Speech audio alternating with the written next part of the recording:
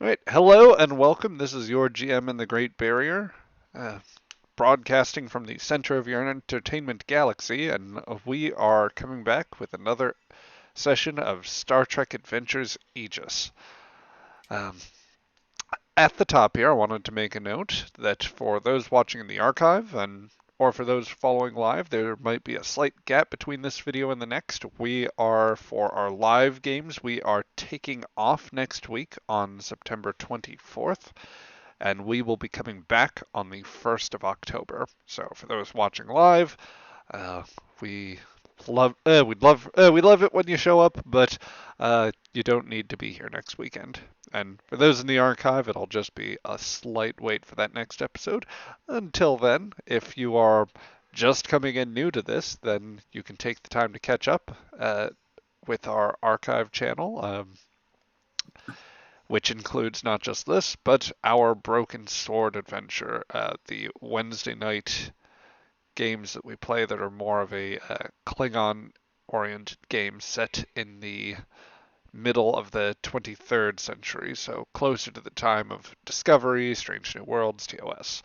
This game, of course, is actually set running concurrently with the fourth season of the prequel series Enterprise. So, let's see. Right here at the start, otherwise, I suppose for those watching live, if you want to keep up with other announcements on the channel, as always, I would say give you can follow us at my Twitter. That's look for me under at GM underscore barrier. And also, if you're watching in the archive or just coming across this at another point, I'd ask you to give us a follow here on Twitch. It helps the channel, and just let us know how we're doing, what you think. But anyway, at the top here, aside from the scheduling with Aegis, I think everything is set to go off normally. Before we get into today's session, did anybody have anything they wanted to shout out or mention here?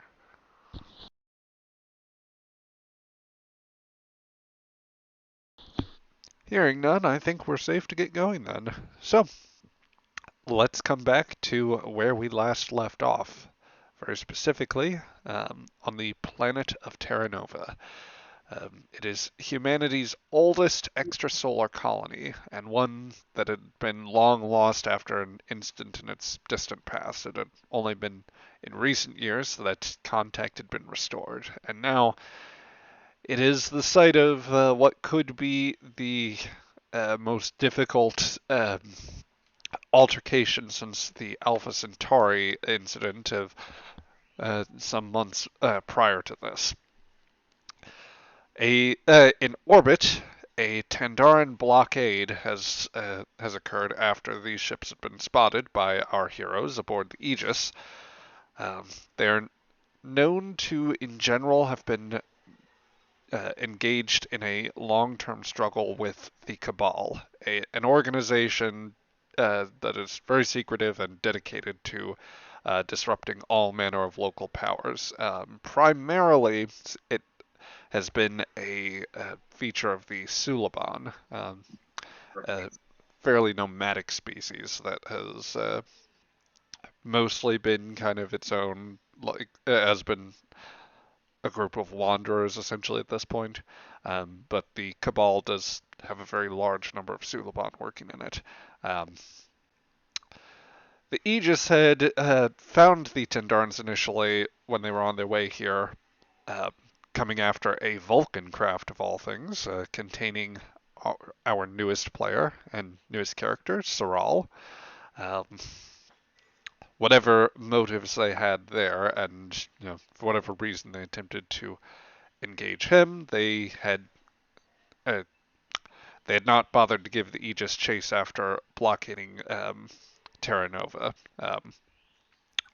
And while our orbiting team, or rather our team in space, has been aiming to pull together an impromptu fleet and come back to Terra Nova in force, on the ground, and a landing party that was left by the ship, led by Lieutenant Sheara, but also including Lieutenant Commander Romanov, Dr. Lambeth and a team of Makos that was dropped later, a couple of other like lower ranking officers, lower decks figures basically, um, have come down to the colony where they've discovered something of a mess.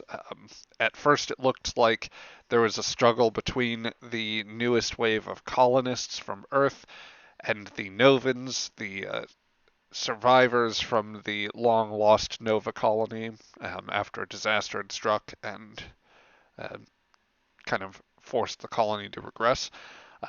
As it turns out, the colonists, at least in some part, may in fact be Suliban that have been able to shapeshift, which highly suggests that they have an association with the Cabal. Um, the Novans are actually led by some of the human colonists that remain behind, as Dr. Lambeth and the lower decks character that had come along with them, Ensign Stewart, have discovered. Um, while the Novans, with Dr. Lambeth's help, are preparing a countermeasure to help identify who might actually be Suliban and who might be some of the regular colonists. Lieutenant Sheara and Commander Romanov are pondering their next move. The Tandarans have landed troops outside of the town, which they have worked out something of an amiable relationship, or at least have established that the Tandarans don't necessarily want to shoot. They just want to find Suliban and incarcerate them if they find any of them. Uh, while Sheara is trying to balance that against trying to defend an Earth colony or even determine whether this is still a fully Earth colony, the governor of the colony, or at least the person passing himself off as the governor, has requested that Sheara and Romanov come and speak with him at once about the defense of the town. So that, I think, is where we are going to pick up, very specifically, with Sheara and Romanov approaching on the outskirts of the colony, per a request from, or rather, some negotiations. The two of you decided that you would meet Nichols near the edge of the settlement, but still in a building something away from any prying Tandaran eyes. So, as you were making your final approach here, you were kind of coming across some of the barricades. There are settlers that are in fortified positions. Some of the like sandbags or bits of concrete that have been arrayed, other like supply crates, things, Romanov, that based on what we said when you came down here, you had work to try and angle them so that the defenses would be a little bit stronger. Yes, I'd done that before, back in a previous session. Mm-hmm. You do see signs that there are some colonists that are that are on some of the emplacements or like behind them. They acknowledge you, but they don't seem to be training weapons your way. The They have a small collection of some of the phase pistols and other particle weaponry that the colony should have, that you would expect the colony to have. I'll give him a smile and a wave, and I'm sort of a step behind and to the right of Eula. I'll smile at the colonists too and continue marching to the building that we've arranged to do the meeting in. Mm-hmm. Yes. You engage pleasantly with the so-called colonists, and proceed into the small building. Based on what you've noted of smaller Earth colonies, a lot of the so-called buildings would be it would be more accurate to describe them as disassembled compartments from the starships that they came in. They Earth design when it comes to colonies just seems to be focused on, getting a ship from there to here, disassembling said ship, and then using that as the basis for the initial settlement before they can build up a full degree of infrastructure. Um, so inside the compartment, it is a relatively spare area. You would guess that it was the equivalent of a supply closet of some sort.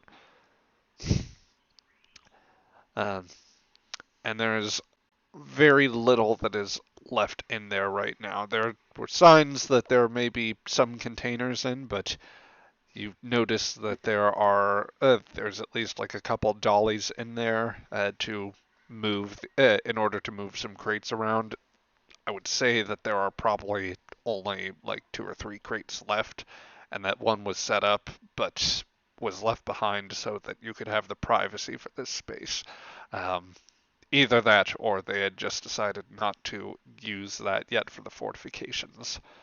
Uh, but sure enough, inside, pacing back and forth, you see, with his arms clasped behind his back, the man that claims to be Governor Robert Nichols.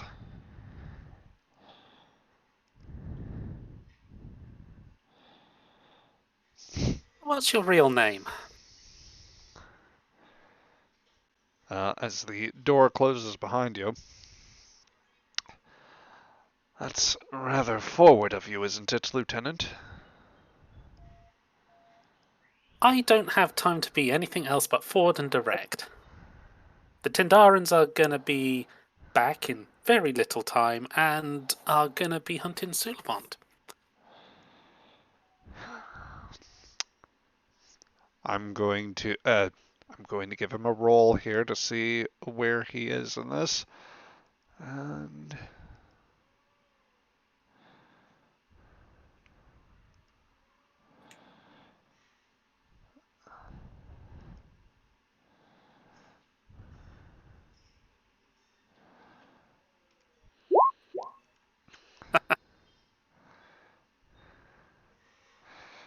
okay.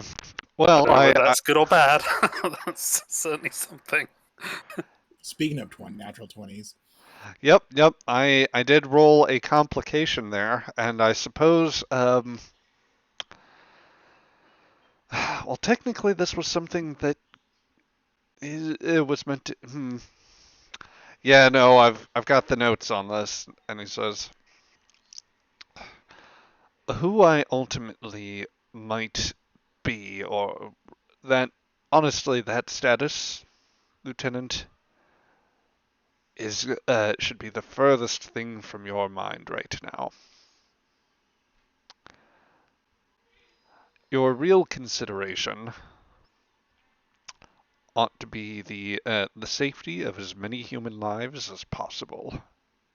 I don't need you to tell me where I need to be concerned about. How many humans are left in this settlement? Are there any, or is it all Sulabon out there?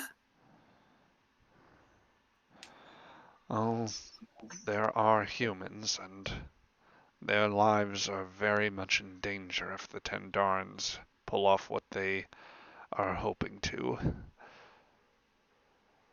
And I've of got no course, doubt about.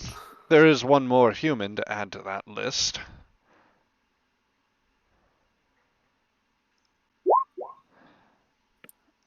And that is one success there. Does this help at all? Oh, wait a minute. I don't need to. Well, I've already rolled from that, so that wouldn't have changed things anyway. Let me try this here. Okay.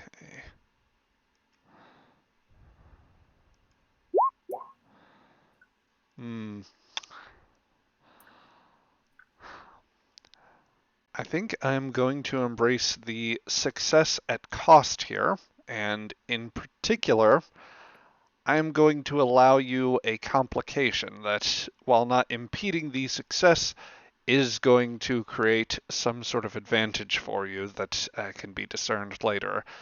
However, as a result of the complication, um, Sheara, you immediately notice the sound of you notice a subtle like bit of sound and other senses that things you would pick up in your antennae essentially.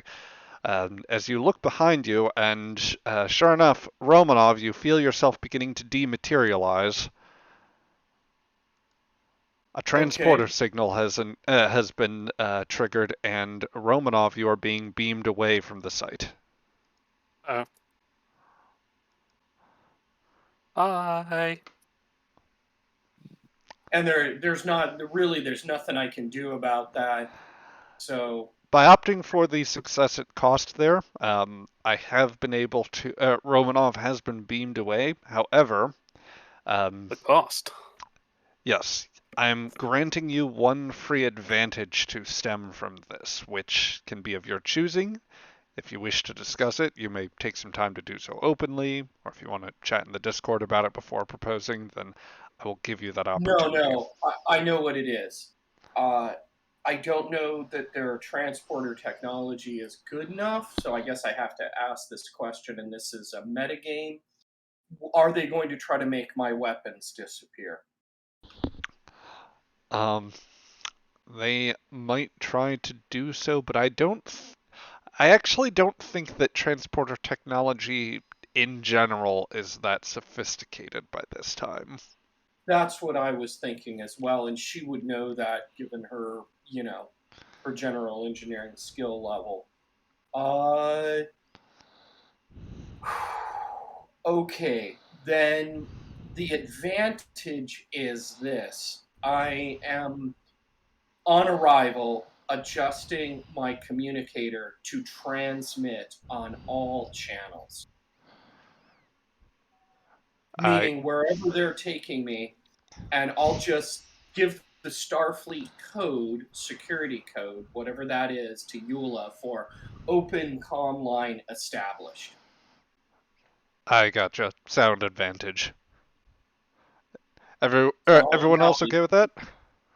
Yeah, that's fine Oh, for and me. one other thing she's going to do. Mhm. She hates to do this as the transporter is grabbing onto her, but she's going to crouch and be ready to arrive with her weapon out. So if I can take an action, because that was a metagame thing, I'm there. I'm ready to engage. They've Well, grabbed me as a hostage. I am prepared.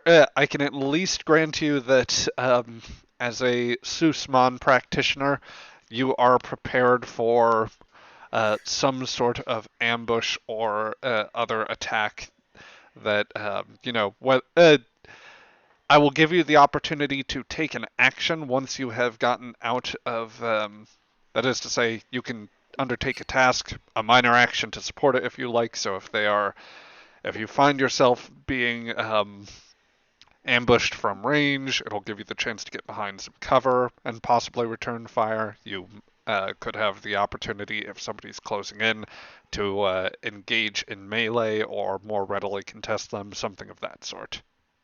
Would that Sounds good. I'll uh, take that. okay? But we will revisit your situation, Romanov, in a moment. We have, however, the immediate problem uh, with the alleged Governor Nichols and Lieutenant Sheara. I'll cry out to Leska, and then I will draw my Ushantor and grab the not governor and put the Ushantor under his throat. You bring her back, or I'm gonna paint that wall in an interesting shade of Sulabont Ichor. Now, Lieutenant, he says, straining a little bit against your grip. You do that, and all the lives on this planet are imperiled. Certainly in the case of Alaska, was it? Or is Commander Romanov more appropriate.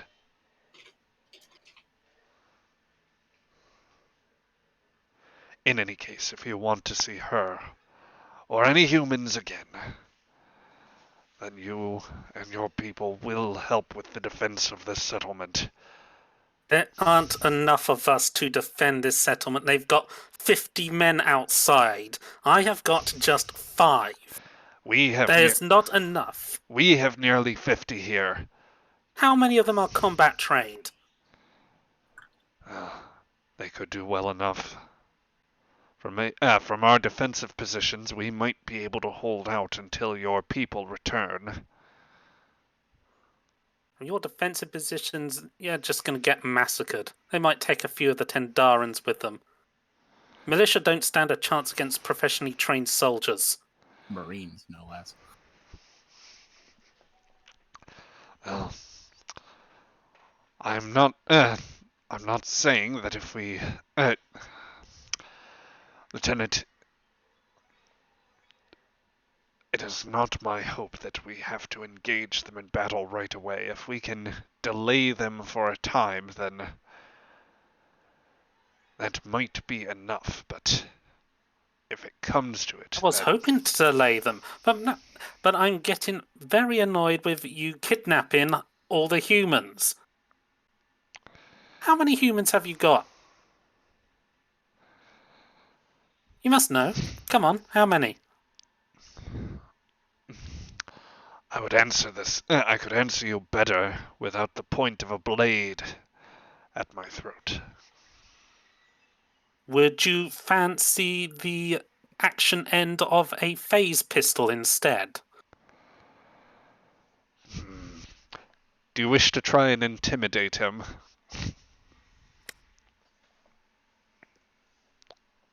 Let's see, why not? Okay, that I don't really will have be... a focus in that, but we'll find out. Let's call this presence and security then. And Presence and security. This will be contested against his control and command. Cool. I will buy an extra dice using fret. Okay. Do-do. Do-do-do. And You guys have me stressing. I will... Okay, Not three bad. 3 successes from Sheara. Rolled against 2 from the governor, which means you succeed, and you earn back a momentum. I think that since we've had... Yeah, we're already maxed and we've had time between the sessions, I might just call that even or allow you to keep your full momentum pool. Yeah, that's fine. So, as you threaten him with alternative versions of violence, he relents a little bit. We have all the colonists, if it's or at least everyone that we could find. Your people are safe for now. Until the Tendarans find your ship and blow it up. That is not likely under the circumstances. Certainly not so long as we can stall them. But rest assured, if we do not take actions to slow them down or halt them before your allies return, then both of our peoples will be under grave threat. What do the Tendarans have in mind, do you think? Simple. They will do what they have always done. When they arrive at their appointed hour, they will come here, make their demands, and if you are not to comply to the fullest degree, then they will use all deliberate force, only bothering to ask questions later on. We've found that they are quite methodical. Once they are confident enough of once they are confident that they have that they have captured everyone they could find. They will interrogate all involved, and when they decide that they attempt to find the ship, or if they believe that they cannot, they believe that there is one intact. If they should come to that, then I'd suspect that they will attempt to bombard from orbit. They won't be able to gain a sensor lock on our vessel, but that They'll will just commence carpet bombing. precisely, which is why we need to find everything we can in order to take advantage of the lack of communications and to use use what guile we can in order to deal with their return. How much time exactly did you buy us, Lieutenant? How much time did do we get? Probably like 45 minutes now. Yep. You've got a little more. You've got a little less than an hour until the Tendorans return to conduct their medical inspections.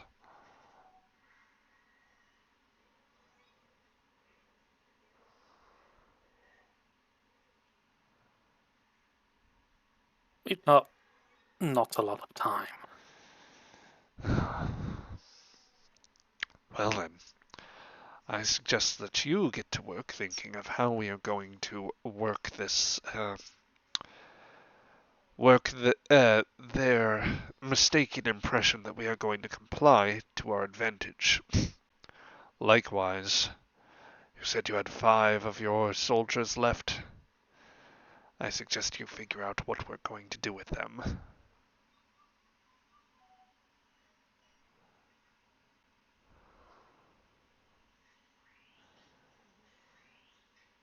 Now, would you care to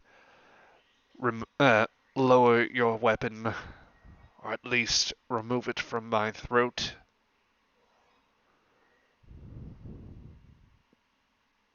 I'll take the blade away.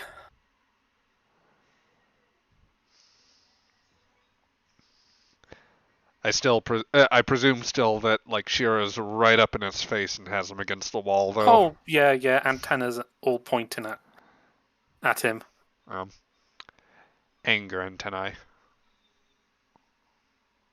If any humans are hurt, I'm gonna make sure you're hurt.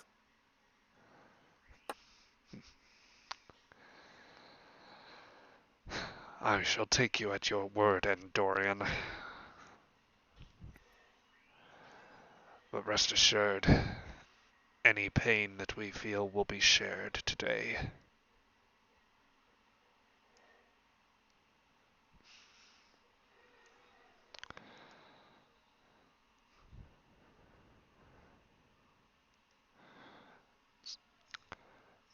So, is there anything else that you would like to do in this scene here, Sheara?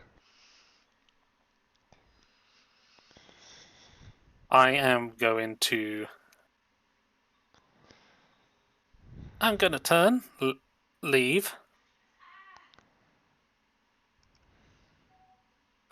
And I'm gonna walk out of the settlement for a moment just to get some alone time and contact what remains of the away team.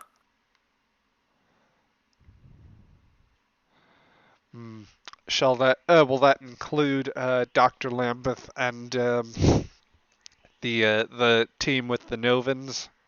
Yes. Okay. Yes. Include Dr. Lambeth, Okay. Ensign Steward. Would you like to make this a proper scene for now, or would you just like to say she closes off by signaling the away team and letting them know, guys, things have just gotten a whole lot worse. Yeah, it should basically just reiterate the conversation about what's going to happen. Gotcha. Okay, then we will allow for that to happen. sort of in. We'll allow that to happen, like with the scene trailing off with the, and have the general idea that that is what got relayed. Um, and we will go ahead and cut that scene off from there. In the meantime, let us go back into. Let's cut back into orbit, where just a little ways outside of the Terra Nova system, the level and the Aegis are warping in together. I would say just dropping out of warp. Tell me, Sharpe, how close would you like the ships to pull into the system? Do you want them like right on top of the moon you were planning to use for the decoy, or is it like some I ways up? want the level right on top of the moon, just so we don't have to. He doesn't have to try to uh, push that Thoron beam so distantly. Okay. Um, Would that be but the Aegis or the level, rather, since you the are on the Aegis and the level is in support? you know what I know what we're saying. Yeah, but the level is the one who's gonna propagate the Thoron field, Okay. and we need that. And it could also be a good excuse of like reason for explanation later is him checking on the moon base, as it were.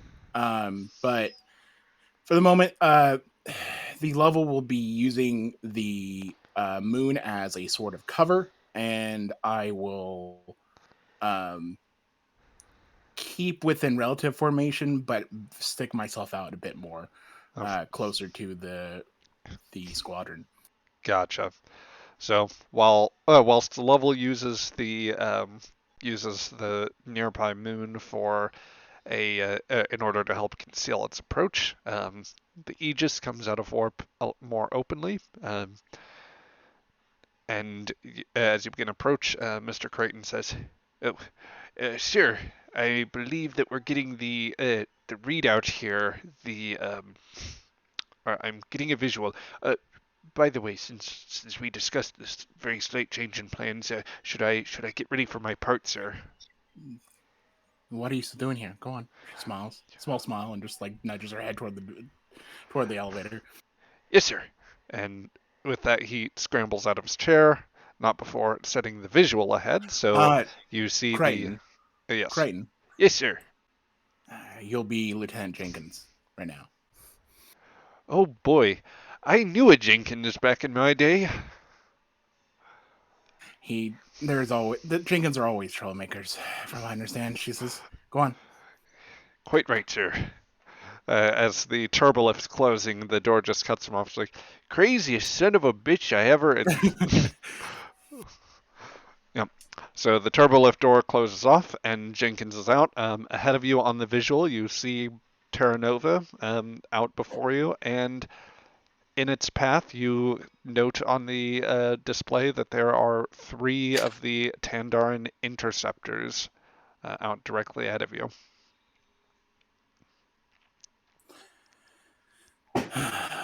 Shakes a deep breath, rubs her temples a little bit before sitting straighter. Looks to the crew. Is everyone ready? There's a round of nods from everyone. Connolly, I'm just gonna say, gives you the thumbs up. Let's. I'm ready. Let's do this, Captain. All right, Connolly, uh, angle yourself a bit more toward port. Let's make a more diplomatic but still defensive posture, shall we? Will do, sir. And he starts moving that into position. She straightens her uniform and looks at her communications. Whoever's taken over. Yep. Uh, Um, Communications. let's Bring see. up hail wideband. Gotcha. Just going to stick an that will be Ensign Extra, or better yet, Chief Extra. There we go. Okay. And so you open the the ensign comms gives you a nod. Channel open, sir. This is Colonel Lillian Shepard of the SS level. Sharpe, rather. Nope. Yep. Sorry. Out of character. Reel it back a little bit. Cut. Take. This is the this is Colonel Lillian Sharpe of the USS. Nope. Cut. Motherfucker. I'm nervous. The camera crew from behind, from where the visual screen's like, still rolling.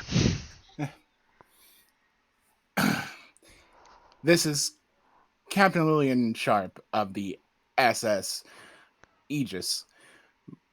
We certainly have identified a number of vessels approaching into our territory and understand that while it is within common interstellar law that this could be seen as a reckless abandon of propriety and sovereignty of our territory, we have come to understanding that perhaps, if anything, that is simply a more desperate need of supplies, given the fact that Tendarans are way out of their territory. If you could perhaps assure us of such natures and that your landing party is simply a supply and quartermaster party with no weapons, we can be assurance that there is no aggressive actions being put aboard and no acts of war could be misunderstood. There is a moment of pause, a few beats as as you wait for them to parse the signal. Patel will take this time to report and say, he'll very silently he'll as quietly as possible pass along a report that the Republic is making remarkable speed towards the rendezvous location. At So this they'll be here within a few days instead of next week? Might actually be closer to. Well, Patel's actually looking back at his at what he's seeing here. He'll get back to you on that. All right. But anyway, before that, shortly after that occurs, the comms officer says, "Sir, the lead Tandaran vessel is requesting visual ship-to-ship communication."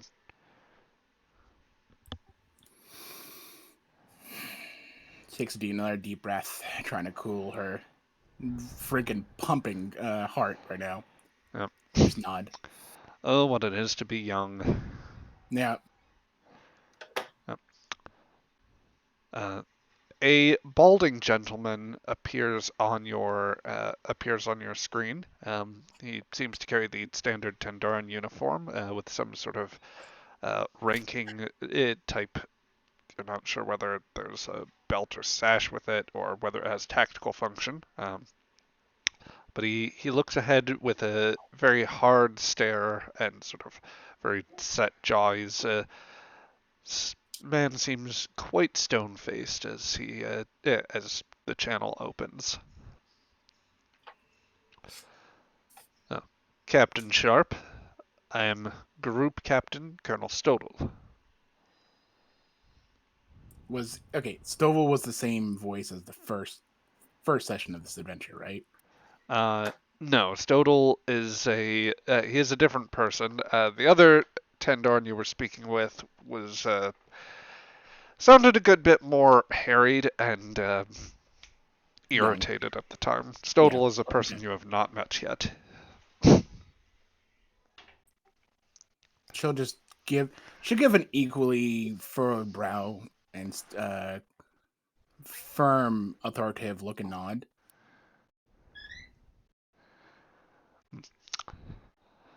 Oh. Captain, allow me to take the opportunity, one that I had hoped to take earlier when we attempted to rendezvous with you, that our intent is not hostile towards Earth, her colonies, or her people.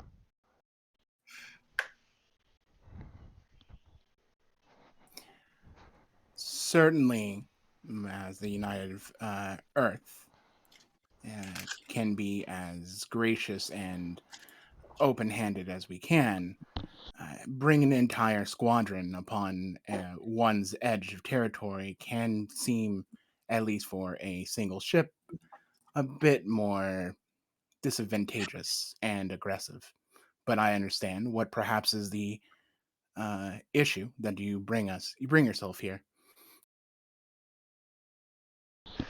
Captain, we are operating on a counterterrorism mission as of this time, aiming to intercept suspicious persons and also hunt for any remaining signs of the criminal organization known as the Cabal.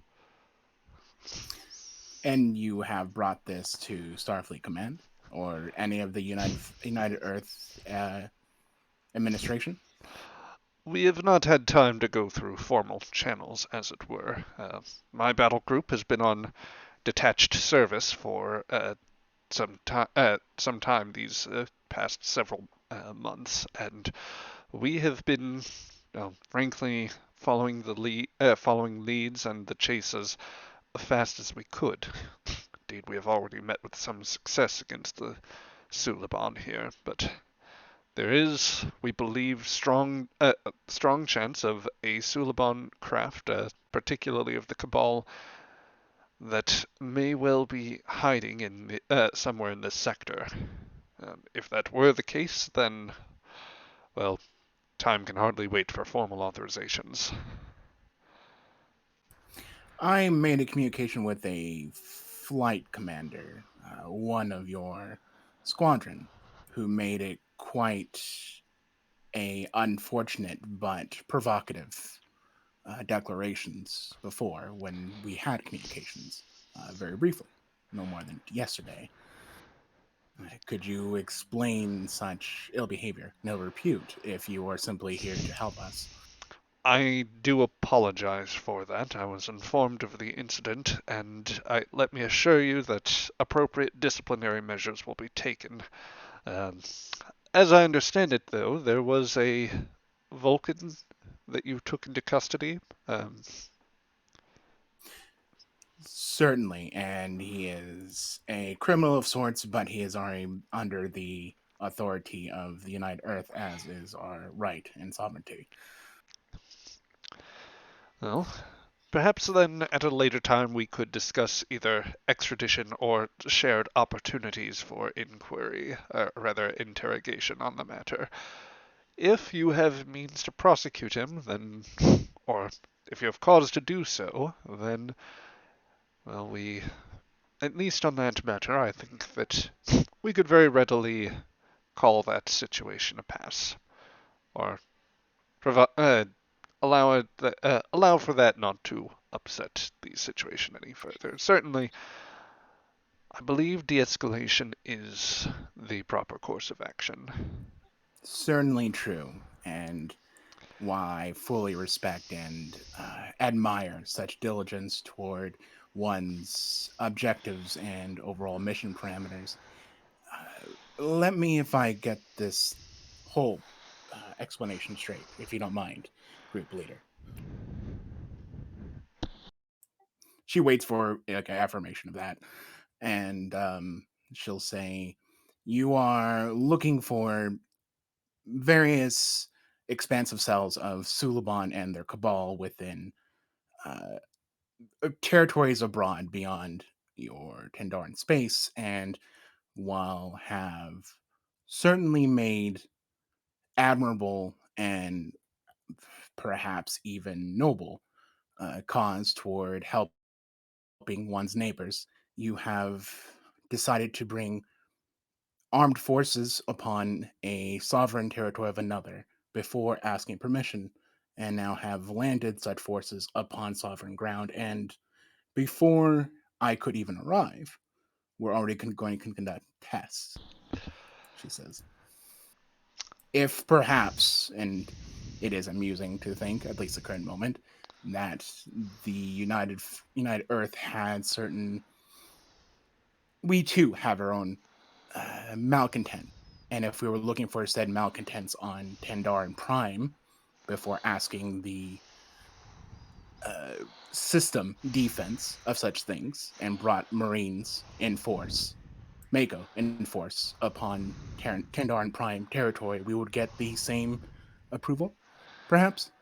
Well, if you had made an armed approach to our system, then to any of our systems, let alone Tandar Prime, you can be assured that there would be vessels there to greet you and to meet with your inquiry before that happened. Hopefully We within don't a run and we advantage. don't leave our people behind, Captain.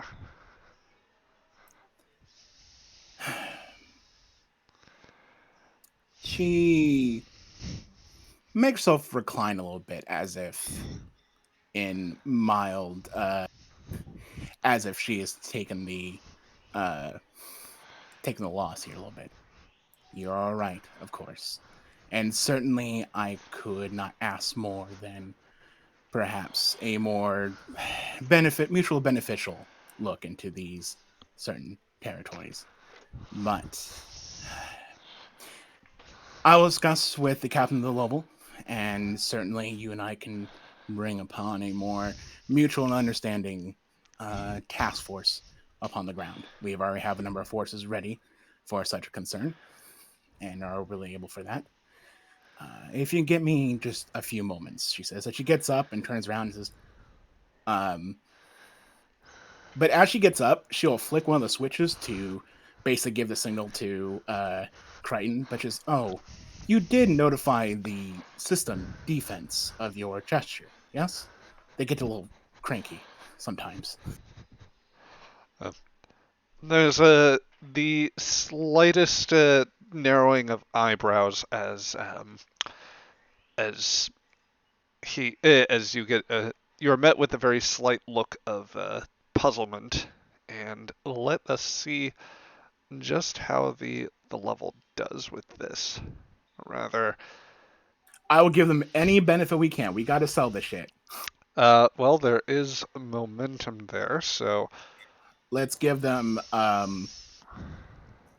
if you guys don't mind, because we really got to sell this shit, I'll give them 3, 1 for an extra die, 2 for an advantage. I'm fine with that. okay, so let's see. How much momentum are we spending? And If you can remind me, what does advantage do again? so creating an advantage, really you don't have to have the level roll for this, I suppose. You can just use 2 to basically create some sort of 2 momentum can be spent in order to create some sort of advantageous change to the story, as it were. Yeah. I can double check the exact wording here. Players may spend 2 momentum to create a positive narrative circumstance. This can be used in tasks to remove complications or generate complications for an adversary. The advantage must make logical sense as a consequence of the particular task. Or in this, Okay. yeah. Question. I have invested multiple sessions in this. Do I need to spend 2 for getting an advantage here? Craig, I believe that is you that has the momentum at present. Yeah. But this is you, Zach. Like, I've had a probe there already. I have worked on this idea for multiple sessions. Do I still need to spend the 2 for the initial cost for it, or would you You know, let me? I'll let you reduce it to 1 for that, and if you want to invest any other momentum in this case, or if you want to assist, perhaps, Creighton is going to give his best Yeah, performance. I'll assist, and I will add my own. I'll spend that 1 momentum for my own die there. Well, I think technically on the assist you are only able to roll a single die, so you'd be Okay. buying something for Crichton here. Unless you want Crichton to make the assist roll and Yeah. you. Okay. Well, I'll do it. Yeah, because I'm hoping this will add to this. Yes, I am gambling the living fuck out of this. So gambling for focus. Okay. Yeah, that definitely applies here. Get 3 dice. Crichton can assist. And you know what? What's the roll initially? Presence and command here. Cool. And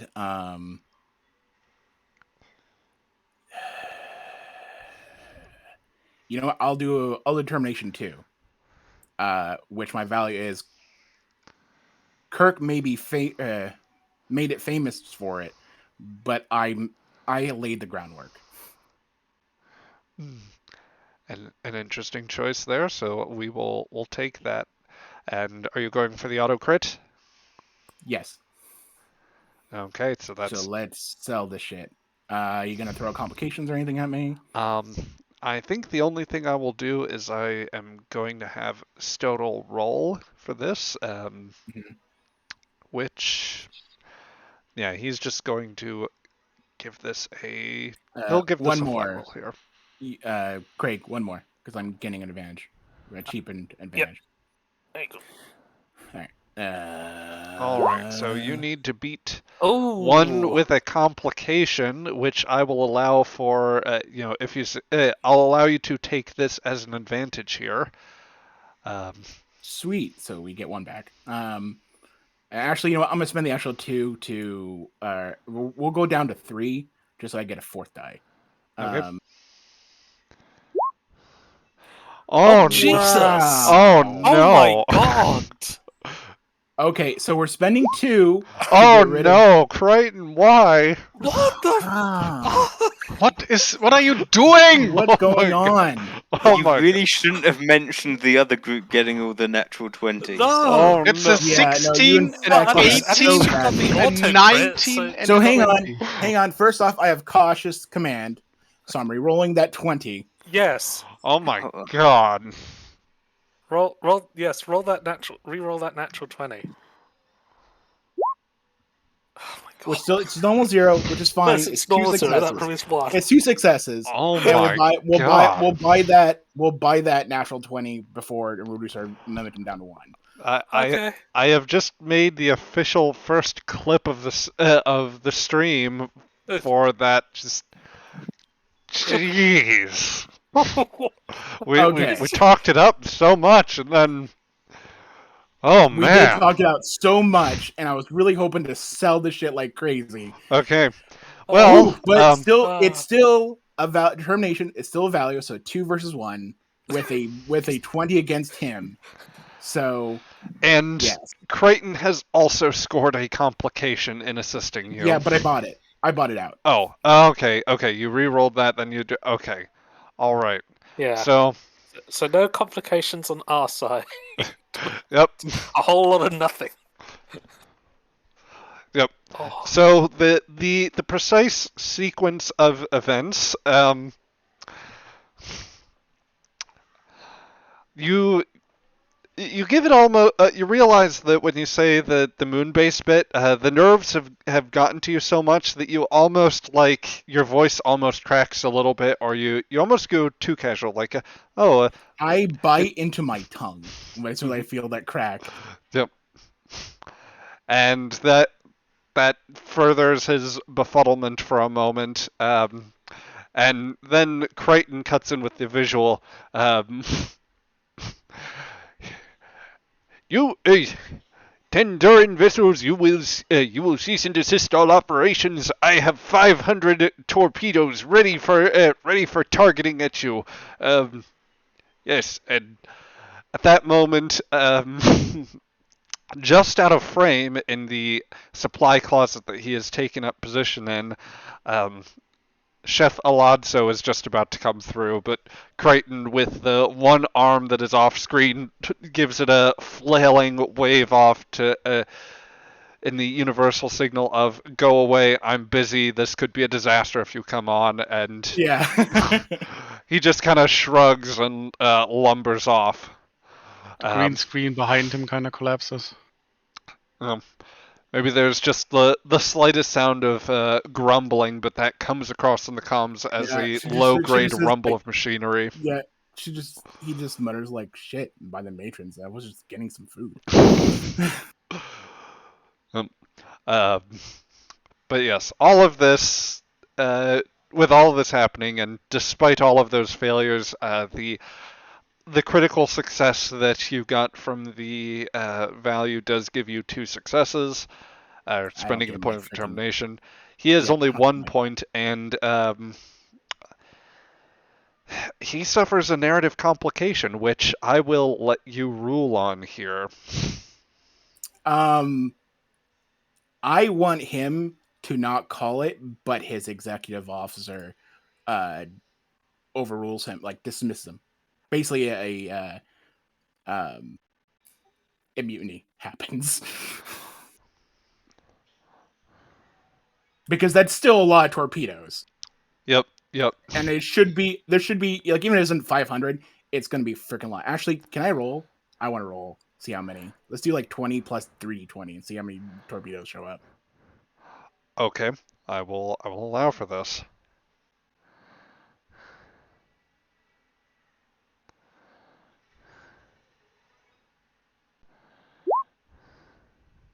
So 37 torpedo launchers. Actually, let's make them nukes.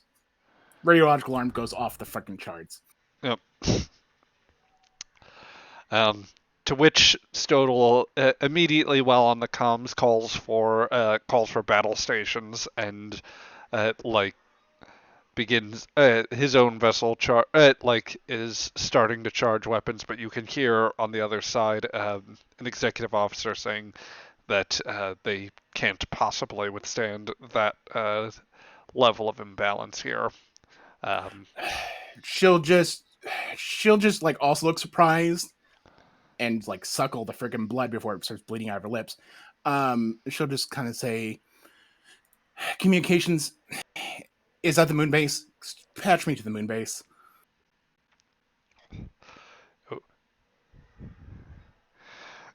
The comms officer looks up and just kind of patches an improvised channel here. Yeah, and she'll just say, Lieutenant Jenkins, it's all right. It's all right.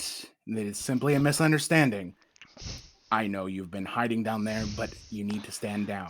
Thank you for being as quiet as you can be and waiting for reinforcements. But if you do anything, it'll be an international incident. I'm sure I do apologize, group leader.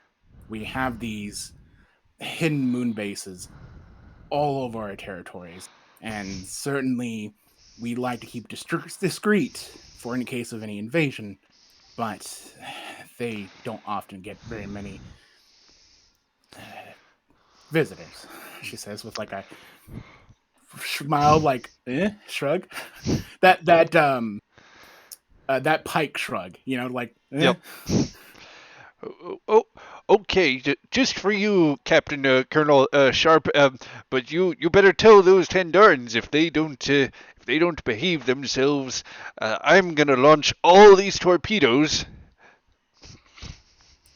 She'll just like mutter and breath, nukes. Nukes. I'm gonna launch all my nuclear torpedoes. I'm going to make them light up like a Christmas tree. Of course, we understand. Thank you for being vigilant, Jenkins. Now, Captain, you were saying about some form of lack of defense? Or perhaps it is all just simple misunderstanding, she says in open mic to both the moon base and everybody else. And gives a very hard look. Yeah. Stodel is actually his composure's definitely been lessened considerably, especially as he's apparently having some back and forth to deal with now. To which he says, would not presume to defeat you under these circumstances, Captain Sharpe.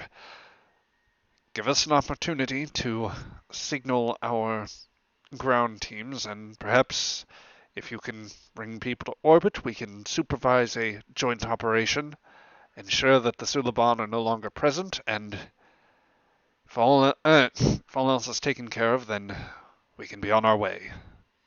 Is that acceptable to you? As we've discussed with Patel, the Moonbase would not accept that and would be outraged because he's the one with the gun, more or less. Absolutely not. I'll turn orbit into the 4th of July. They're going to be seeing the equivalent of Aurora Borealis. Lieutenant, you have to understand, group leader, that this is sovereign territory, and much like your own citizens, we value our individual and citizen rights. Certainly, the concern about the Cabal is a dire concern, but given your alert to us, we have force in mass now to take care of such issues. Certainly, that you can understand such independence and self-right. She says, like signaling, looking like straight. I'm like, come on, like, dude, you got new. We got the crazy man here. Well, allow me to see what I can do to communicate with my ground teams. As you are fully aware, there is a scattering effect in the atmosphere, some sort of radioactive interference that we are not able to breach at this time. Of course. And I will see to that my companion here, lunar companion here, is settled down. Captain Harold, could you perhaps see to the moon base that they are well supplied and have a bit of socialization after being locked up for so long? Just as a little, like, taking deep breaths. Yep. You will get acknowledgement from the level that they are that they are doing their part, and in particular, later a coded message saying that they are maintaining the Thoron field as best as they can. Yeah. Yep. But yeah, so with that, yep. She'll say, shall we reconvene in, say, an hour? I am sure you can smooth a bit of concerns by that time. we will do what we can. But yes, stand by. We will signal again in 1 hour. She'll just nod. And then when the feed cuts, she'll just move her lips and just like trying to and sigh. That wasn't so bad, she says. Crichton, who has terminated the line with the Tendarans as well, is also he's still broadcasting to the bridge. Oh, okay. Hold on. Okay, yes, Mr. Alonso, I'm so sorry about that. You can come on in right now. I didn't Look, mean I'm just trying to do my job as the boss asked. Like, this is the food closet. Why are you talking through here? Don't you have your own quarters? I panicked. I also had a job to do for my boss, who is also our collective boss. Oh, is she hearing this? Oh shit. Yeah. I'm going to my work. Just not do anything. It's okay. It's all right. Bye. I'm going back to work too. Oh. She'll look over and she'll just say, Crichton, if you can just spare a moment and sit on the rice a bit and just wait. Oh. Just in case we need to keep up the image. Okay, all right. I shall up. Should I up the bloodthirst, Colonel? No. Play it as if you've we've calmed you a little bit, but certainly still have the trigger, as it were. Acknowledged. Okay. Um, with that, Patel signals, Sir, I'm starting to work out the sensor readings on the Republic's approach. It seems as though I'm getting unusual fluctuations with the signal. It seems like they've been bounding between, I would say, warp 3.7 and, oh boy, 4.45 now. And it's coming in a bit of a stutter. I'd say that they're actually between the warp jumps that they're making, they'll be here before that hour's up. I dare say possibly even sooner than that. Acknowledged. Notify the Tendarans that we're going to have further reinforcements that are here. Device simple. She switches her mouth again and just sort of taps it with the collar of her uniform. Notify the Tendarans that they are simply part of the reinforcements that arrived here. Nothing, no further escalation. Just they were trucking along. Understood. And with that, Patel At will... the same time, in the Republic engine room. So, did anyone consider braking? What gonna we do about that? Yep. The rest of the crew is just picking themselves up as the inertial dampeners also fluctuate. Not enough to turn everybody into pancakes or, splatted like biomass on the walls. More enough to generate pretty severe motion sickness. the good old original series camera shake. Yep. Engine room is going to need a mop after this. In any case, while all of this is going on, go ahead. I also, now that I realized that, she'll look over to tell any signal from the colony or from ROE teams. No, there's still I don't know what's going on with this radioactive interference. There isn't anything that I'm not sure exactly what would be causing this here, Captain. Since their main mention about Sulban, the Cabal of all things, she says, I briefly looks over at the screen, but just looks back over at Patel. Could it be a jamming signal of sorts? We've been treating it as an environmental hazard, but perhaps it's more complicit than that.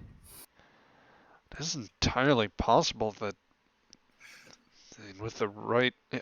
Allow me to conduct a sensor scan here, Captain. Okay, and he's going to... She'll just say granted. And just he's going to attempt a task here, a highly difficult sensors and science roll. I dare say base difficulty would be 5,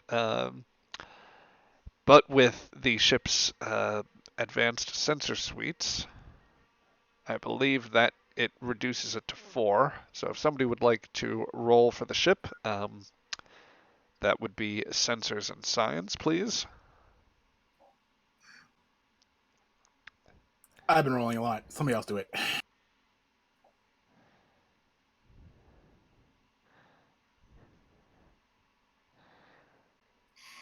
And well, since he's he can use his value. Yeah, I've decided on one. We'll go with can't be too excited for exploration to tap his determination here. So let's give that a try. 1 with a complication. Oh my plus fucking 2. God. Somebody roll for the ship. Why are we rolling 20s? Was somebody playing D&D last night on the server? God damn. I guess that's who rolled all the 1s. All right, I'll roll the ship. Ship.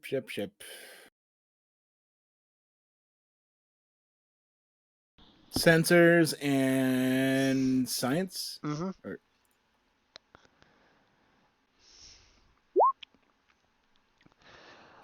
Um, God, we're Patel fucking- Patel cranes over his post, looking into that the viewer type thing that where you would crane over and peer right into the like slots for one's eyes.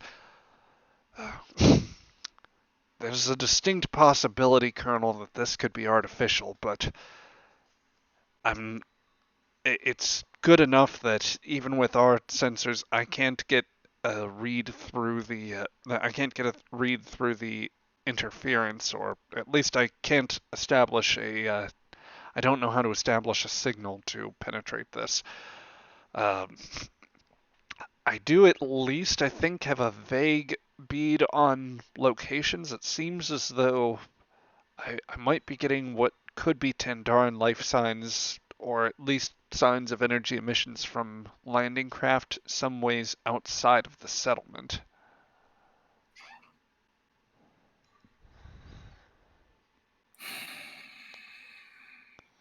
All right. She'll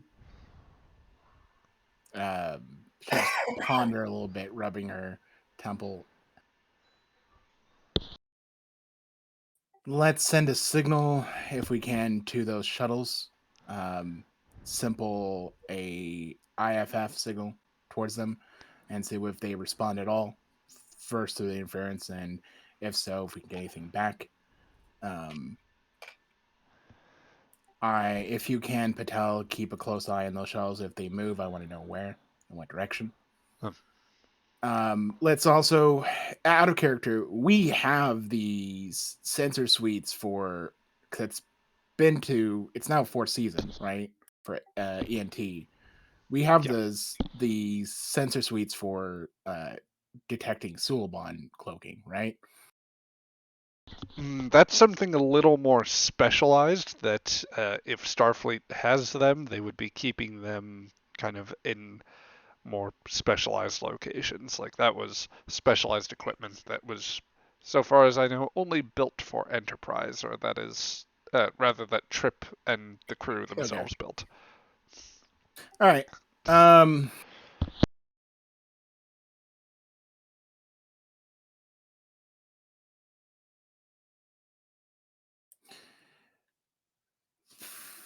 Patel, her.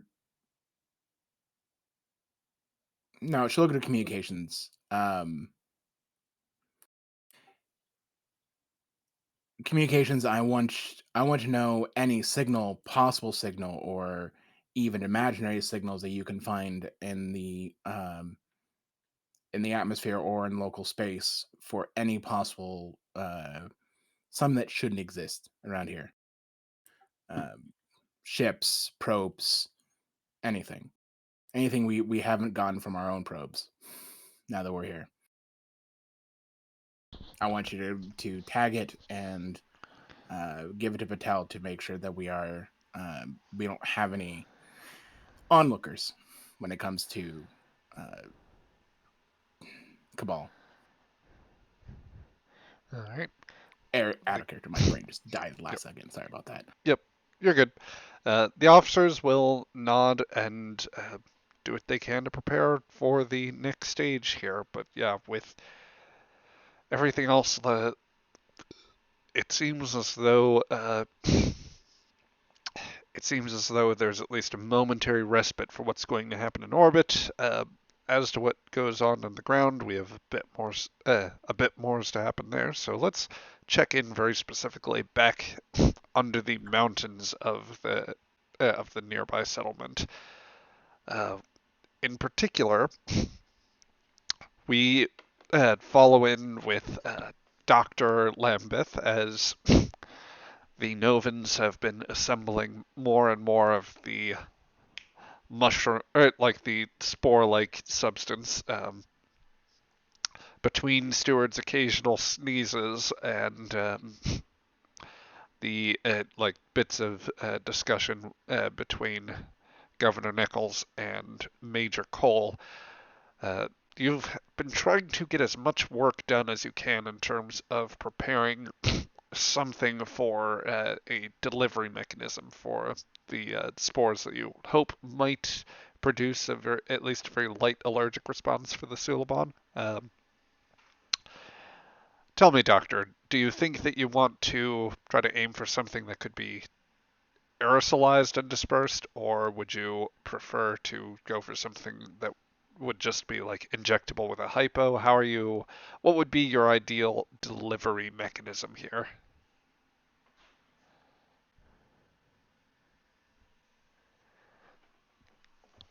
Do we have our doctor? You may still be Ben, muted there, Ben. Right, sorry, I've been a bit distracted. Right, what's the plan? We're talking about the delivery mechanism to... For the allergens, yeah. Yeah. What would you prefer, since you're the doctor, my friend? Yeah, I think we were hypo spray was going to be the easiest one to get working, probably, but it has the problem that you basically have to administer it to each person individually, and so it's not easy to use in a hostile situation. Yep. So at this point, Major Cole comes to join you. Well, Doc, here's latest as far as the inventory I was able to get you. I'm afraid I don't have much more to say. We only have a handful of usable hypo sprays remaining, so that limits our options there. Otherwise, It gets worse, she says, says Steward. Yeah. Well, as far as the rest of our inventory goes, we're pretty much down to some basic survival material, food, enough particle rounds in order to, enough cells for the particle weapons in order to carry on the fight for a while. Then, of course, we have the mortar weapons that we've been engineering. Still have enough explosives to carry that on for a little bit. But it's complicated by the latest we got from the settlement. Your Lieutenant Sheara reports that apparently at least one of the Suliban, they've identified the Suliban who has taken the place of the governor. Now they've abducted Romanov, your ship's engineer. Alright, yeah, that's very not good. We don't know where Romanov is, I take it. And presumably they're being held with the rest of the humans. And that was something that we've thought of, and once we get further up to ground, we might be able to track a signal. There's been some sort of broadcast here, but from our location, we're honestly straining to precisely locate other signals. It's part of the advantage of where we are. I can actually help with that. She says her eyes are like puffy now. Well, we'll get you moving back up to the surface here. I'm actually an environmental or atmospheric specialist. I could probably get some signals if I have adequate equipment. I'll see what we can, if we have anything to supplement what you've got. Tell me, Doctor, do you think that as far as what you have goes, are the hypos the only way to go about this? I don't know, is there any way you think we could jury rig it with our explosives? Yeah, we could try. I think we can probably set up the explosives jury rig to release it in a gas form, But something doesn't like that. make it a chemical weapon? Yeah, a little bit, but I mean, I'll admit I never paid much attention to the ethics part of the doctor's course stuff. That's So concerning. Severely. we never really covered chemical warfare where I was. It was more like, okay, here's a guy with 3 broken legs. Let's get him fixed. So yeah, let's. We can put that one on the back burner. The whole sending bombs with chemical warfare stuff. Could we try lacing their food? I mean, it'd take a while because we've got to make sure they're all eating. But if we can sneak a small group into the camp, lace their food or water supplies with the allergen, and see what happens. Well, we also have the Tendarans who won't discriminate. I don't think we discriminate between humans and Silabon until after they're done shooting. So, No. in that case, we just need to make it obvious which one's the Sudaban, or we need to make sure they don't start shooting at all. Because honestly, this whole thing feels way above my pay grade. I don't even know why I'm here anymore. It's been sort of a.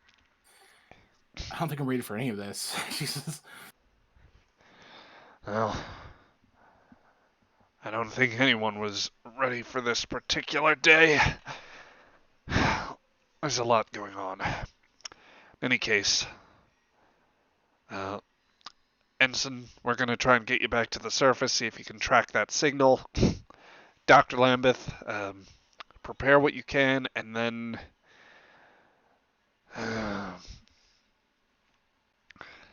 I'm loath to abandon the idea of a particular weapon like this, but there are ethical concerns with deploying a chemical weapon, and that would be, I don't know, even if it's non-lethal, I suppose you do have a point there. That being said, hold on. So, listen, he'll reopen the comp. Go ahead.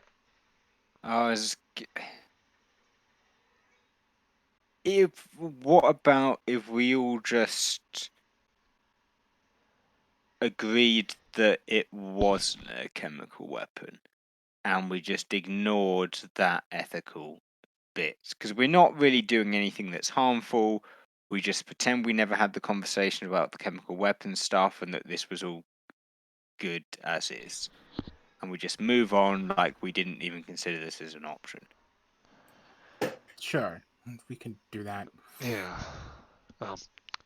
We just clear our consciences, move on, and if someone decides to put us on trial for war crimes or something like that, I don't know, we do plausible deniability or something. Let's just not. We've got bigger things to worry about than war crimes at the moment. Let's just not. Are we, just to clarify, are we taking the tack of let's use chemical weapons and say we didn't? Yeah. No. Gotcha. No. Well, I'll happily take the blame. No. Cole. Let's not recreate World War III on Terra Nova. Cole blinks for a moment. Doctor, get ready what you can. We're going to move out, and we're going to move out relatively shortly. If it's only a few shells we can prepare, we'll live with that. Just go for whatever you can to maximize disbursement. Yeah. He'll get working on a couple of shells and see what he can do to just like have some allergens prepped that he could maybe drop in a food source or something like that. Yep. So I'm going to ask you for a let's call this a control and medicine task. I'm going to set the difficulty on this task to 3. If you score some successes but don't necessarily get all the way there, then you can still get some usage out of this, but it might the maximum level of success would be 3. Anything past that is momentum, and you can create further advantages from there.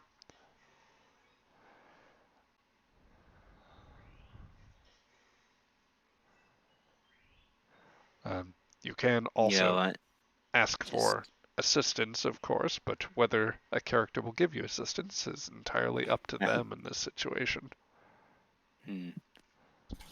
Yeah, because I feel like with only one momentum, it's probably not a good idea to spend it on this. Well, it would give you the boost that you 3 need, at dice. least for a third die. Yeah. Unfortunately, I don't think that you have any focuses unless there's one that you want to pitch for me. Unless you want to count Criminal Underworld. Let's do something legal. I mean, yeah. you are underground. Technically, there are. Yeah, we're under the world, and I'm doing a crime. So you know, I'll give you that.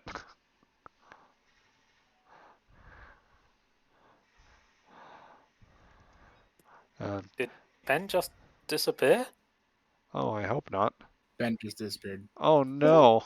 Oh, Doctor, Oh wait, you're back. sorry about that. Okay. I clicked. He's having none of that chemical weapons bullshit. Good.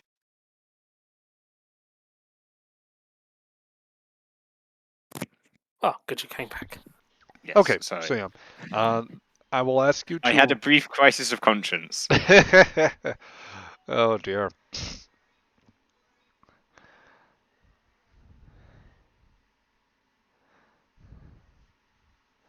So, so I will go ahead and allow for the focus.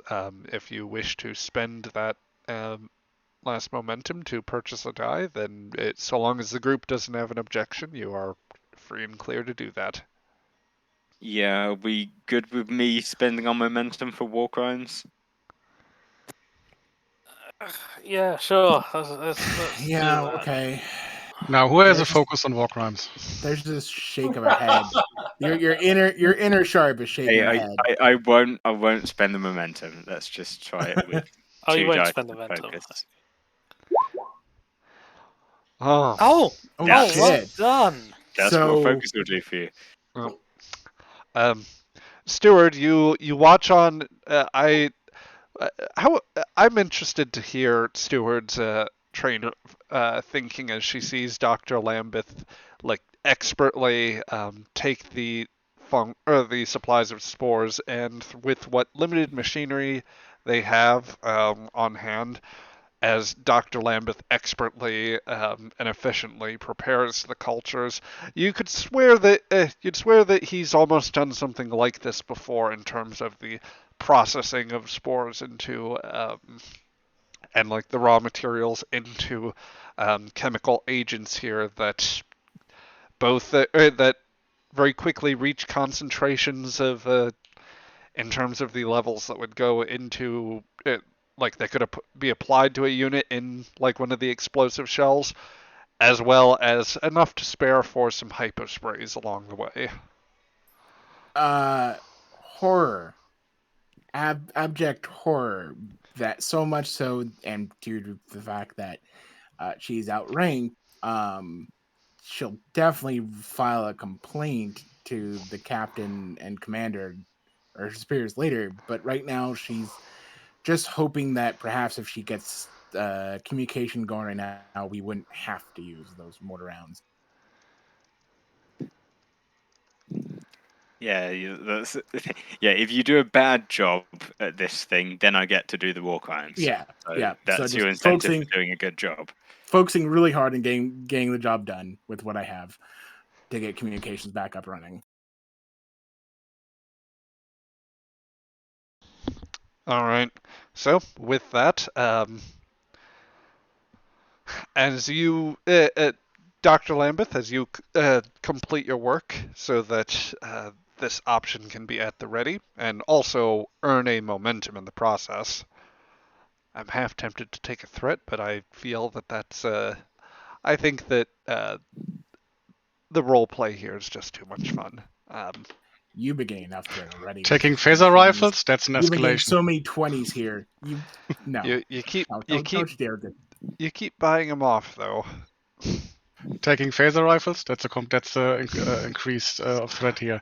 Biological weapons, it's fine. You know, you Again, like, but Yeah, this whole situation is sketchy. Is I You could make arguments that it's not that biological. no.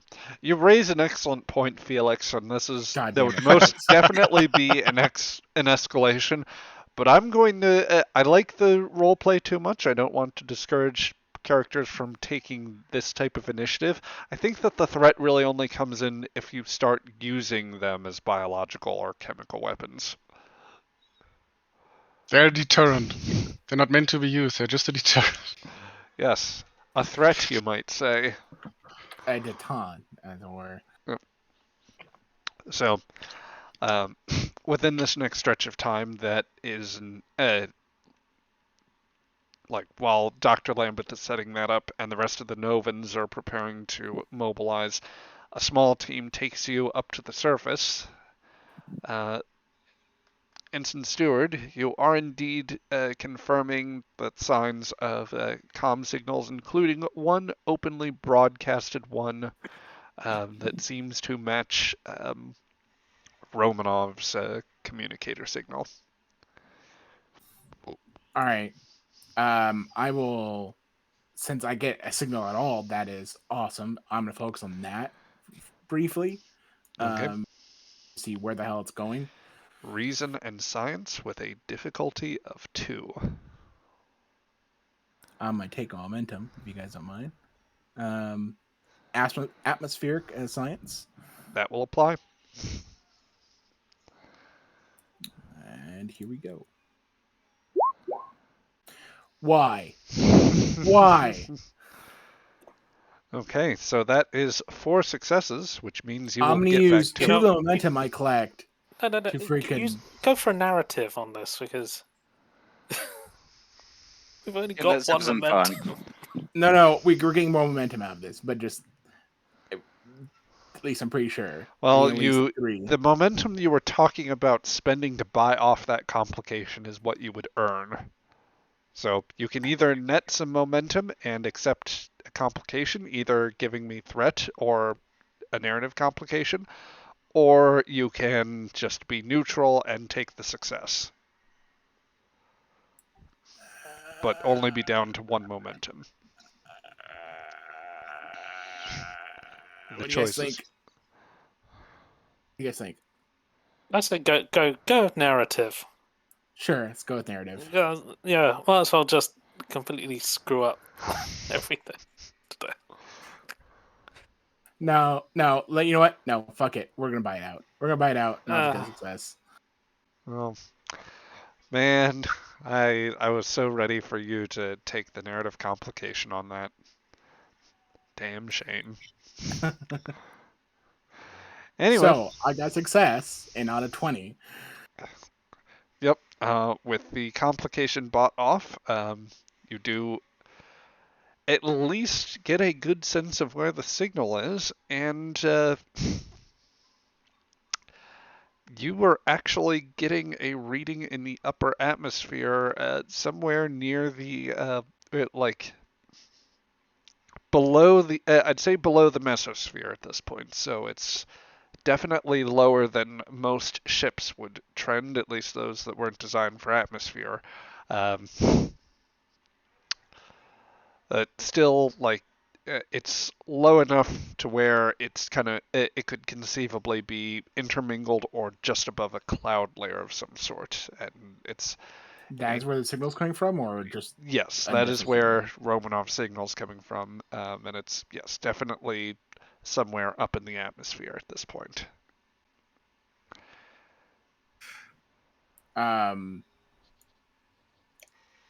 She will comm badge or take she doesn't have comm badge, she'll take out a communicator and say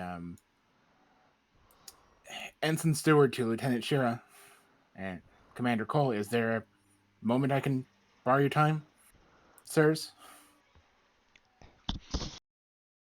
Major Cole. Commander Cole. Sorry, naval terms. Sheara here. This better be good. Are you alone, sir? Lieutenant Sheara? I assume I'm still outside the settlement, so And Well- directing defenses and whatnot. Yeah, it could. Yeah, alone enough. There's been an errant signal that I'm pretty sure is from Lieutenant Commander Romanov. I found it, sir. Where is it? It's in the lower atmosphere, just above the first cloud layer. The ship's hiding in the lower atmosphere. We didn't detect it on the way down, though. I should clarify Maybe. that with the amount of success you've gotten, Stewart, you can at least your passive sensor scans show nothing in that section, and indeed your Mark 1 eyeball on the relatively clear sky sees no sign of a ship in that location. I'm not detecting any ship. There's no IFF or any other transponder codes to that location, and I can looking in that direction, and there's nothing there. So either if you're picking up the wrong location, or they found a way to make their ship go invisible. It's definitely Romanov's signal, sir. Okay. Any idea how to get up there? I'm a scientist, not a transporter officer, sir. Or Marine. Transporters aren't scientific? You know what I mean.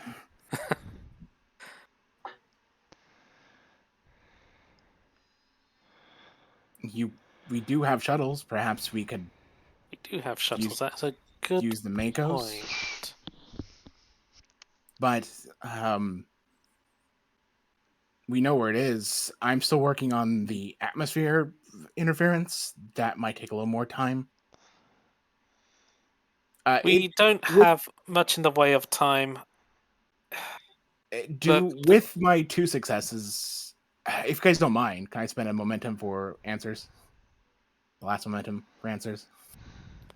Can ask a question, yeah. Well, so you want? Okay, well, we could give. What question is it going to be? The question was going to be like with the success I had before, like locating the signal. Can I understand that it's interference, like it's a jamming signal, or is it actual environmental interference? Because I think that environmentalists would know. I don't know that quite relates to tracking Romanov's signal. If you're talking about trying to discern the radioactive interference, that would be. Well, I mean, like I would have to filter through it in order to find it, like find the location. It's low enough in the atmosphere that it's not being affected. Oh, okay. All right. Never mind. I don't need to spend momentum. I understand, sir, but I am literally working with colonist scrap and like sticks and weeds. So if you can like buy me, I don't know, 15 minutes, I can probably figure out what's going on with the atmosphere and get us actual solid communication to space, sir. Well, I will be attempting to buy as much time as Andorianly possible. Yeah. Basically, what's going to happen is that the Zulabon are holding all the colonists and now Romanov hostage, and are trying to force us to fight alongside them against the Tendarans. If the Tendarans discover that there are any Zulabon present, they'll probably attempt to massacre everything in the on the entire planet. If we fight against them, they'll probably try to massacre everyone on the entire planet as well, and that just includes anyone who happens to be hiding in caves, whether they're human, Sulabont, or Andorian. If they discover the ship, they'll blow the ship out of the sky or out of a lake or wherever it happens to be. And all in all, there are not many good options at the minute. Then give me 15 minutes, I'll give you more options. She just clicks it off. 15 minutes. Mm-hmm. You stare at your chronometer.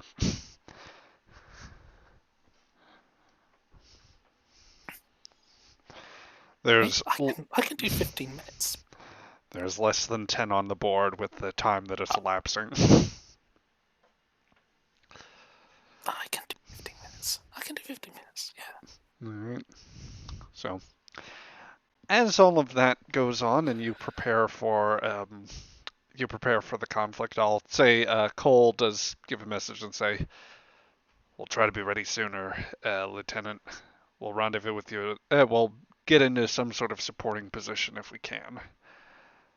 You let us know where we're directing our fire, though." Oh, that'd be good to know. I suspect probably at the Tendarans, but I might also just ask to shoot over anything which isn't blue and antenna-y. Yeah. Sergeant Hawkins looks over at you with Oh, and of course make house too. All right. Sure.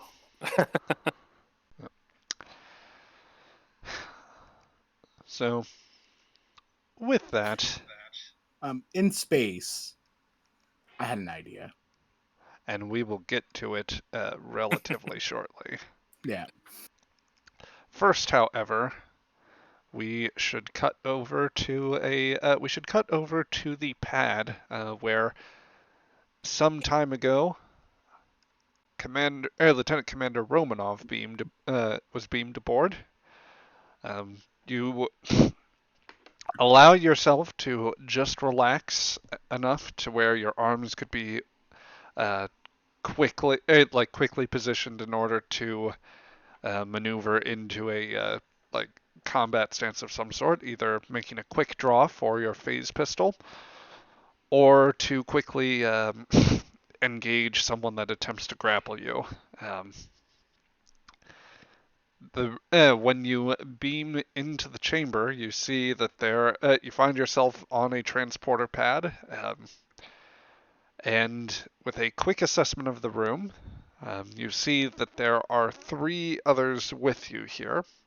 1 standing at a console, 2 standing sort of at either side at, I'd say, about 3 meters distance from you.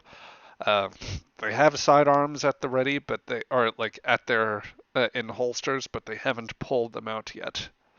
They are all Suliban. Okay, so the first thing I do, she's just really relaxed right now, and she's just gonna go. I'm not a combatant. I'm gonna do my best Ensign Stewart right now. Achoo! I'm not a combatant. Look, I just fixed power systems, and I'll start stepping down and make sure they can see my hands so that I'm not a threat. But I do want to get almost between all 3 of them, if possible. Okay, you start to close the distance here. One of the Suliban does say, Do you want me to give you my weapon? remove your phase pistol, set it on the ground, kick it over. Absolutely. And as I'm stepping down, I'll set it on the ground. But I want to close the distance on these guys. Okay. Let's see how compliant they are. Better yet, if you would like to try to roll for some momentum here, you can make a big show of this with presence and command. Okay. Not my best turf, but I'll take it. Hopefully they buy it based on dealing with humans. Mhm. Okay. So they're going to roll insight and security against that. Oh, you earn back a momentum. They look suspicious of you, and one does indeed have his hand on hand on a particle weapon of some sort. These are all Suliban in design, or at least those used by the Cabal.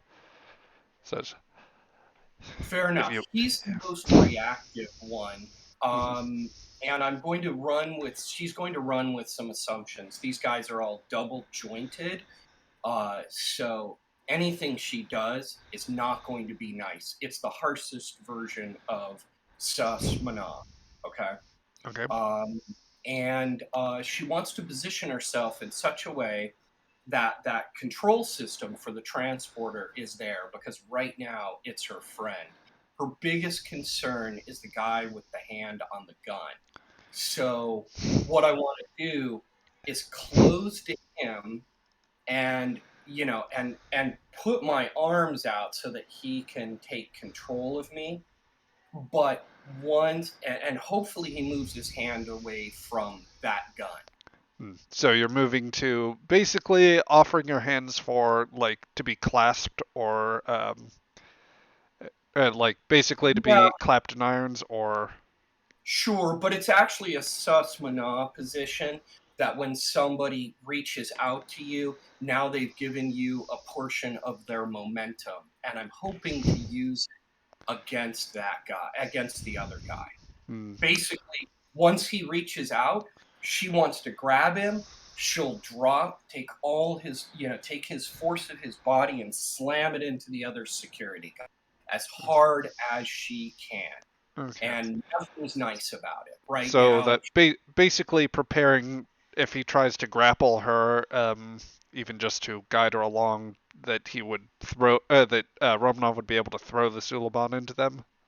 Yeah, and if I need to get a little lower below their center of gravity, I'll slip. Oh, oops, and then maybe he'll reach down towards me because I no longer have a weapon on me. I can't possibly be a threat. And if he does that, that's even more momentum. He's leaned his body a bit over me. Okay. So as you are basically kind of holding yourself out, um, he will interpret it initially as like offering to like have your hand or arms restrained, to which he will hold up a single hand. That will not be necessary if you remain cooperative. Oh, sure. But I slip. I slip, and that's my doorway to him. Because if his hand is moved away from that gun, then I want to her goal is to keep the weapons from firing because they may be able to detect that with their ship's sensors. He's still got his weapon. He's still got his hand to his weapon.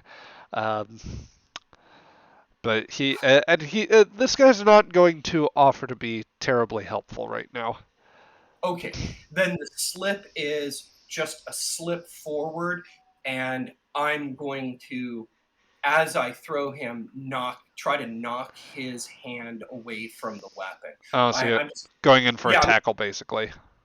well, a tackle low gravity, below his gravity, to kind of tip him so I can use his whole body and throw him. But I'm aware that that hand is near a weapon. So as I'm throwing him, I'm gonna throw him into the other security. That's my best move. I want to try to disable these guys as quickly as possible. All right, daring and security, please. Okay, daring and security. Isn't it fitness and security for martial arts? No, daring and security is for all melee checks. I would probably allow for daring as or rather fitness to say break out of a grapple if you were caught in one. Right. However, the initial kind of combat. So I'm going to use my focus. And so the first thing I want to do, and there's nothing nice about this, I want to try to knock both of them down as quickly as possible. Okay. But I'm aware that that hand is near a gun. Yep.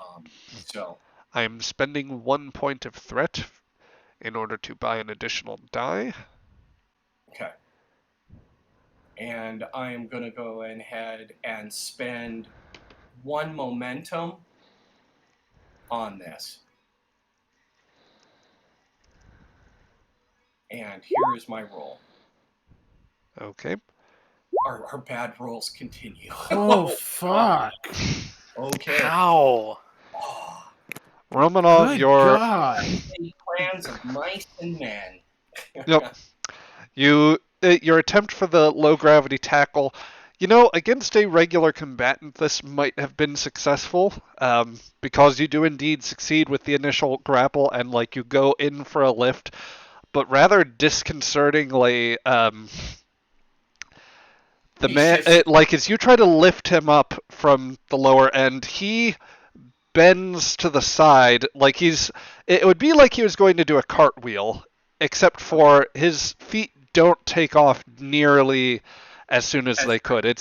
He moves like a slinky in a sense and bends at an angle that bone structure should not allow for. Okay.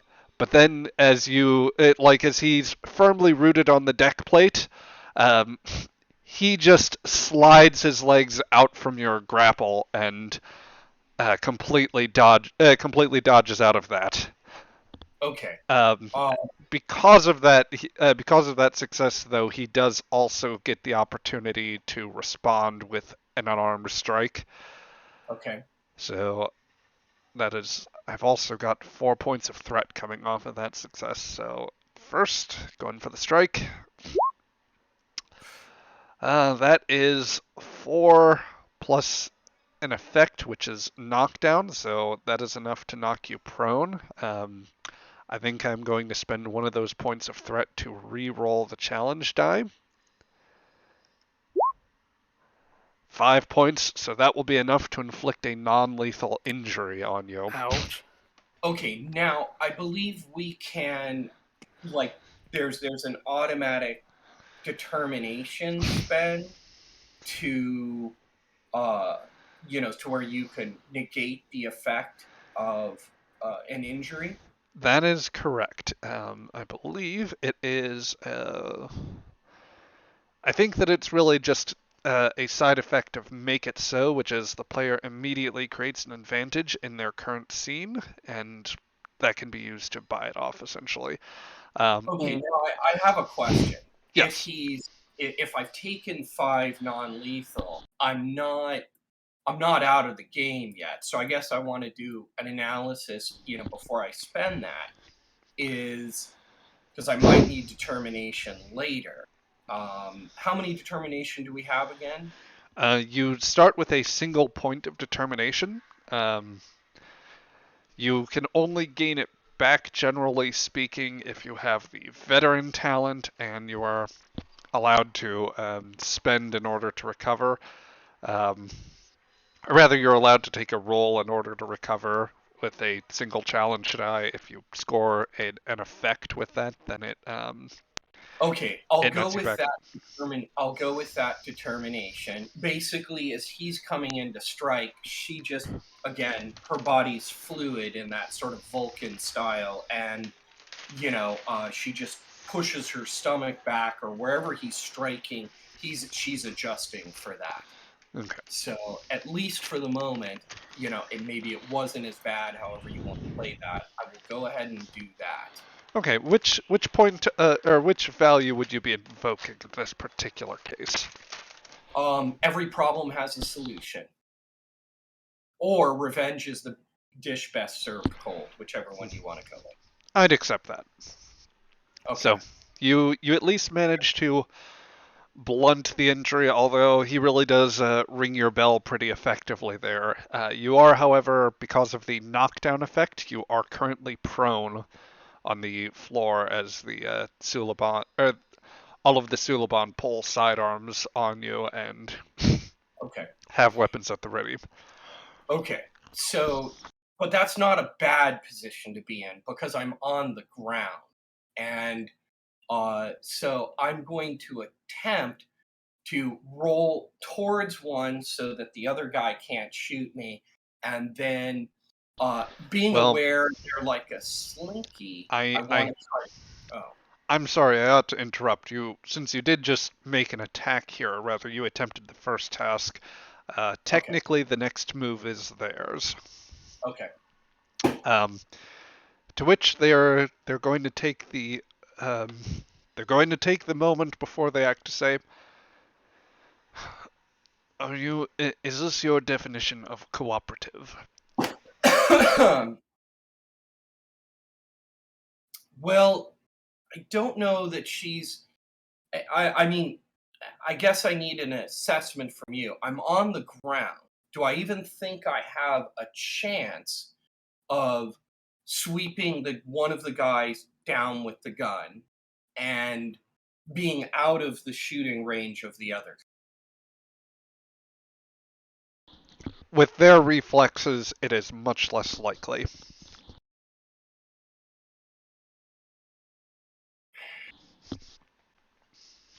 Fair enough. She'll stand up. You got me. Very well. Do know that if you do make any attempts to do anything untoward, there are consequences, and those consequences may not be visited merely on you. So, Fair enough. Anyway, I'm going to take the remaining 3 points of threat from that earlier success, so that is in my pool now. Now you will come with us.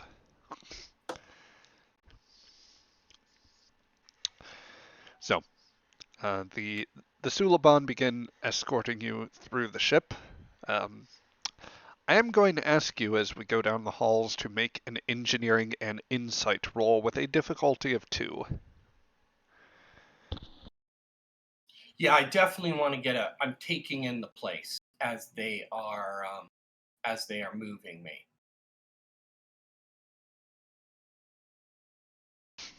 And I'm going to use my focus of reverse engineering.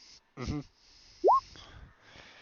Okay, so that will be 3 successes, giving you back 1 momentum. Which I don't think we actually dropped one earlier from So it's Sheara. back So to yep, yeah, so we're just at the 2 momentum in the pool there. Um, you make your way down the hallways. The Suliban, their vessels have a it's a smooth but semi-organic, at least design influence. Like the structures and everything are very obviously metallic, but the interior of a Suliban ship does have a certain uncanny design ethos. Um, or there's some weird kind of organic shapings everywhere along the way, like some hexagonal segments that have unusual kind of arcing bits of symbols and like unusual patterns of various sorts. What you notice, however, along the way is that some of these panels are either there are signs on in hallways that they don't take you down of panels that have been blown out and not replaced. There are signs of people huddled in the hallways. Suliban that you would guess are that definitely appear to be of various ages and various heights. Some seem to have signs of injury. Um, Along the corridor that you are walking, there are signs of damage as well to some of these areas, but that they've been more recently replaced. You are helped down you are guided down the hallway with one Suliban standing just ahead of you. The other 2 are are the rear essentially, and they guide you through a large door. As it slides open, it is 2 pieces that sort of come apart. You find yourself in a large hexagonal chamber with once again sort of unusual organic patterns coming over this. One of the Suliban at the rear turns about, and the 2 that you've met go around basically to either side of you. Um, the hexagonal room at its center has some curved support pillars and what you would guess to be some sort of command dais. Uh, a few Suliban are manning stations, and one is standing at the center with an unusual device around one of his arms, and even more unusually, the wear of an Earth Mako style outfit.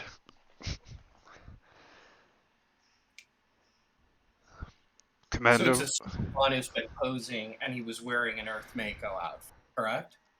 Yep. Okay. This is not the bridge, right? You aren't certain. Suliban design is unfamiliar to you, I want but to try to do another reverse engineering, just basically, on the idea that you'd have certain types of. It doesn't look like a bridge, like, but if it, yeah, it I looks more like no, a it's security station. no, it's entirely possible to presume this is a command center of some sort. Okay, great. Yeah. Commander Romanov. Hey, I suppose I should reintroduce myself. Or more formally introduce myself this time. fair enough. My name is, well, you had known me as Major Samuel Cole, but I am in fact, Commander Dazen.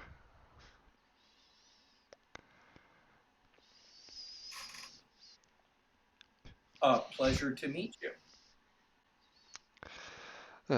I, for some reason, doubt that. And honestly, under these circumstances, don't know that I could fully reciprocate it anyway. Well, shouldn't we all be considering where this whole situation go?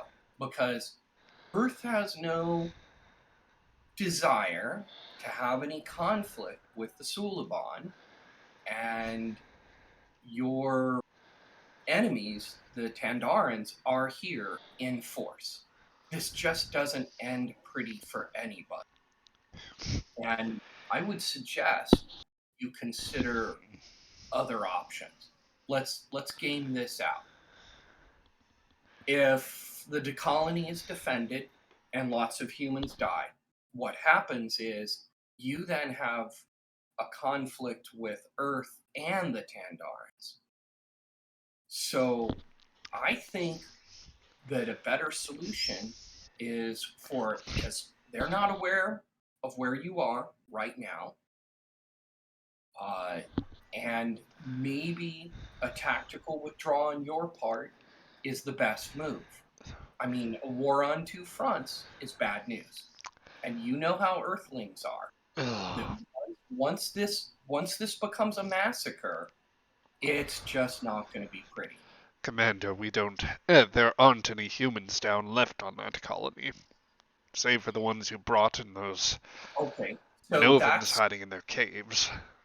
that's an even worse position, because then the Suliban become a common enemy to both Earth and the Tandarans. Right? I'm just looking at this from a logical point of view. This doesn't end pretty, but we can de-escalate and find another way out. And I would really seriously consider that. It's not like they're not going to figure out that there aren't really any humans left down. Okay? I mean, we know that that's the case. And there is a huge Tandoran force in orbit. You have one ship, X amount of people on the ground, and X amount of people here. Your data is a little bit behind the times there, Commander. It seems as though your Starfleet is arriving in positions to intercept the Tendarans while our jamming continues. I don't believe that the Tendarans are going to be in a position to make a successful attack of it. Furthermore, your Mako squadron, while they are small, are at least augmented by the people we have on the ground, who are a little better trained than what we've let on previously. Well, between those flaws in your those parts of your logic may be well, it is possible for the Tendarans to make an attack on the ground. I think that word of an attack on an Earth colony would be enough to divert their attention, and possibly the risk might still yet deter them. That depends in large part on what your Lieutenant Sheara is able to accomplish, and whether the orbital teams can force the ground team's hand. It doesn't matter how this plays out in the short term. I'm pointing out the long-term effect, that you will drive the Tandarans into an alliance with Earth. I wouldn't recommend that. This could be all probably written off as a diplomatic, problem, I would assume. That's not at my pay grade. But I'm just pointing out, you might win the immediate tactical situation, but the Tandarans are essentially going to find themselves in alliance with the Earth. Oh. And I don't think that's where anybody wants to go. As I understand it, you've been in a 10-year with them. That means stalemate, or at least no progress in one direction or another. The Earth and its allies would change that scenario. And that's what I'm asking you to consider. Long-range implications. Wow. Dear God. So that was honestly the best possible role for you, because as you continue talking, the person you knew as Major Cole, this Dazen, looks down and just finally his expression morphs into one of absolute anger as he turns around and says, "Will you cease your incessant conversation? You don't know what you're talking about."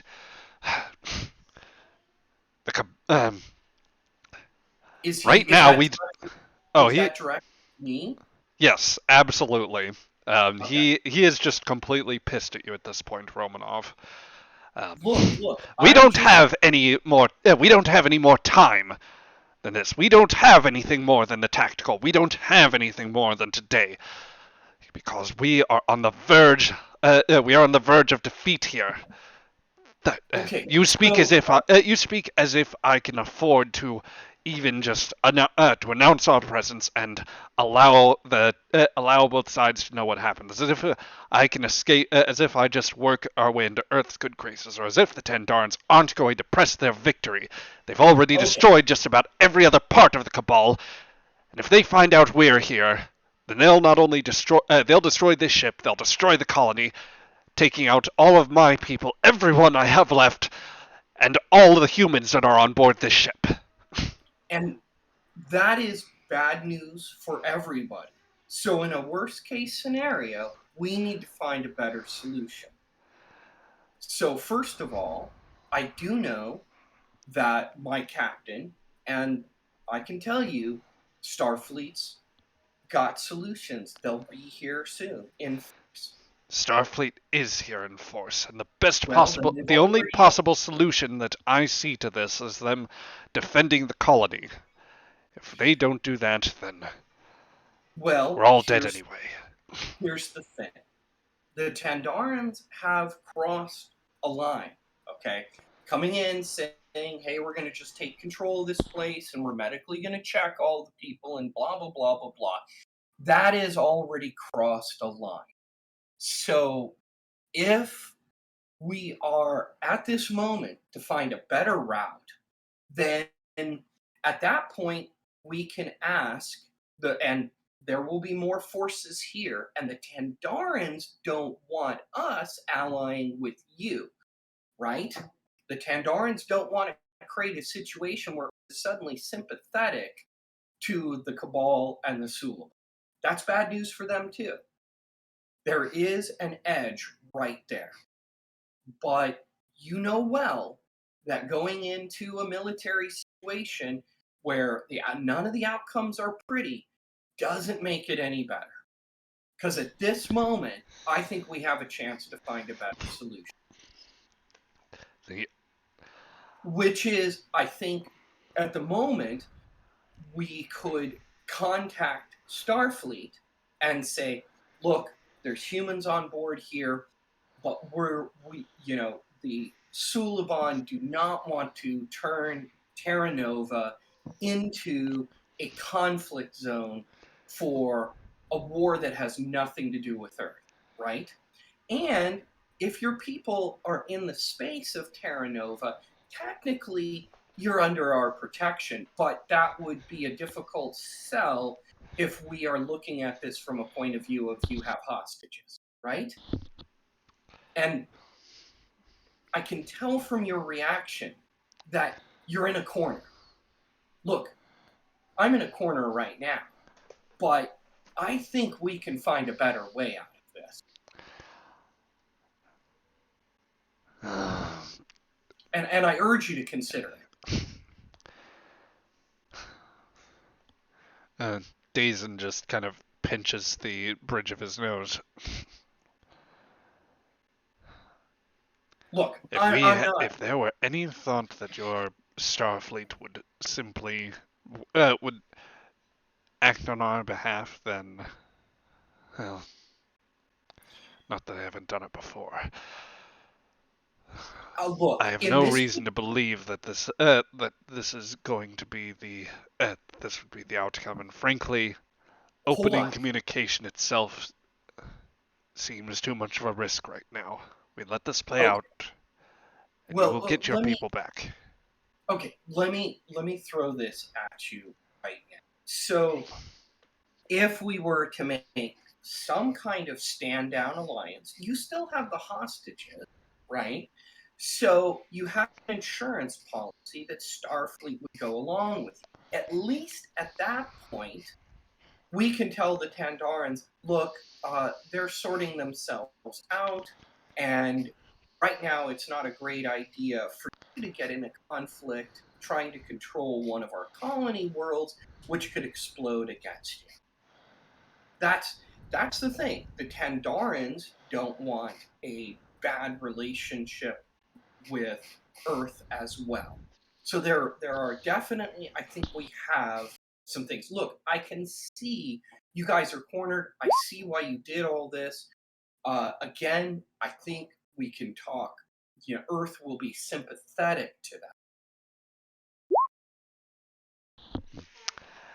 At this point, one of the Subalbon at the stations mentions that there is a signal that is there's another attempt at a signal from one of the Earth If there ships is, to. it's my communicator. I will shut it off now. No. It's the they're picking up the Aegis trying to send a signal to the surface. Okay.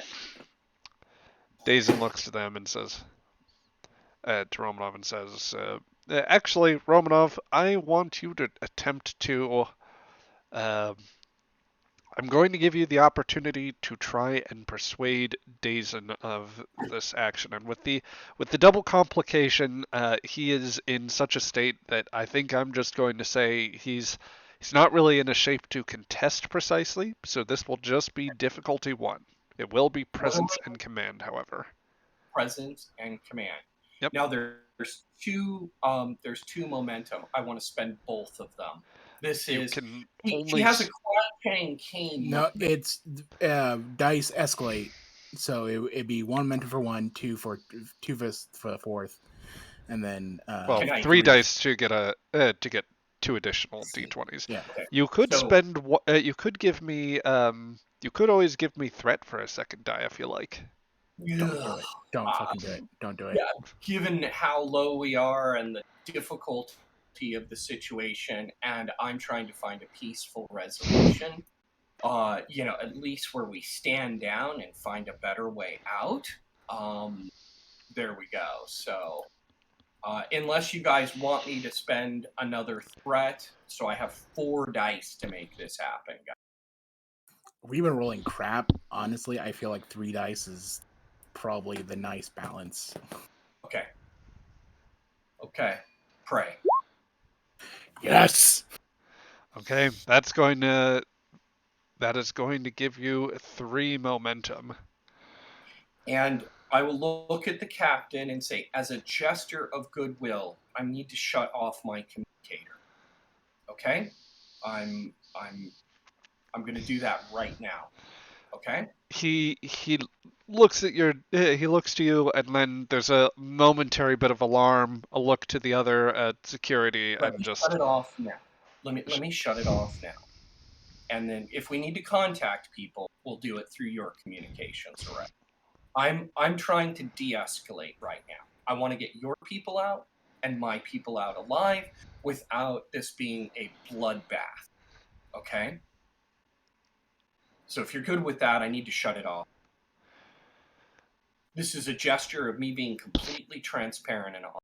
turn off Rather your than- communication device. Yes, I'll shut it off and I'll put it on the ground. Look, so I think there is a better way out of this. They don't know your position. You could withdraw your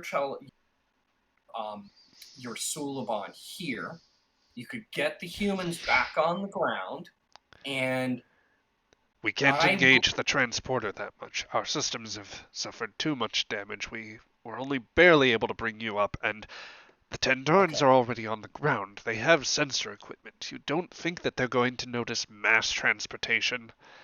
I might be able to help you with, and I'm more than willing to do so. You We're have the not. hostages. You We're have not. the hostages. I have no reason not to do so. Look, I'm very capable.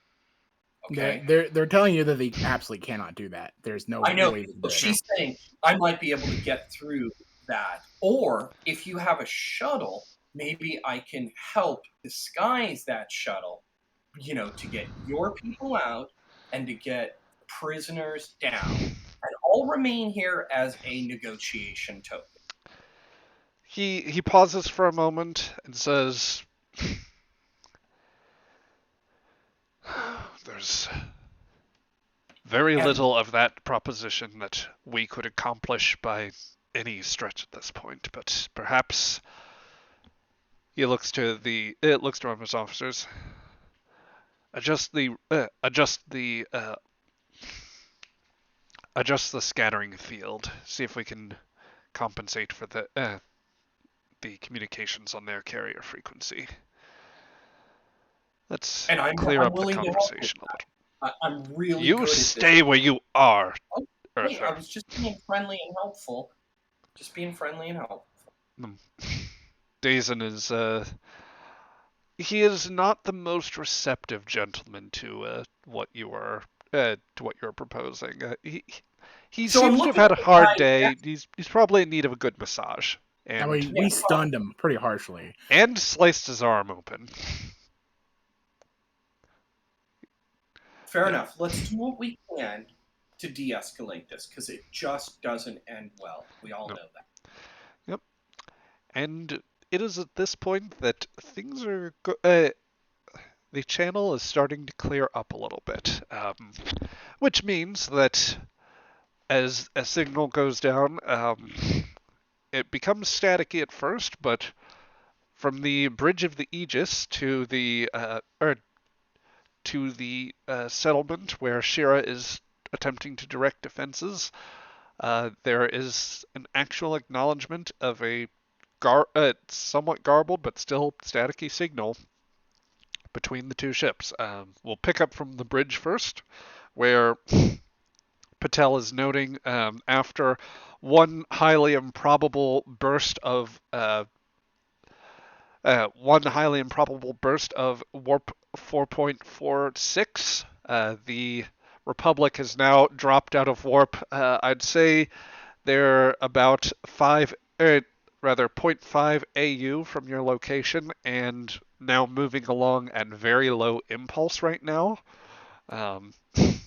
Flames coming out the warp nacelles. Yeah, Yeah, that's so- kind of how I imagine it, like flickering, smoke Yeah. coming out, plasma release.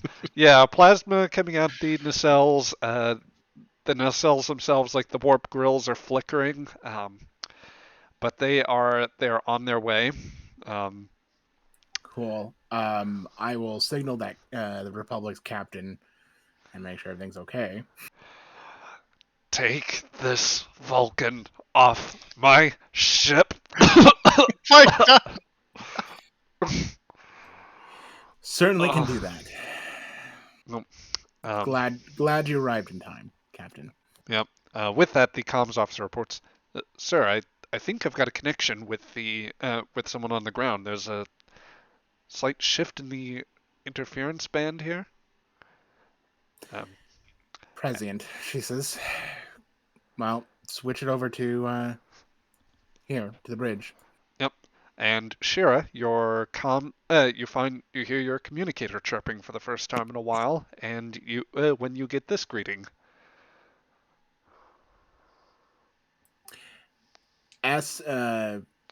This is Colonel Sharpe to the away team. Can you hear me? Thank everything. Yes, this is Lieutenant Shearer. Shearer, report.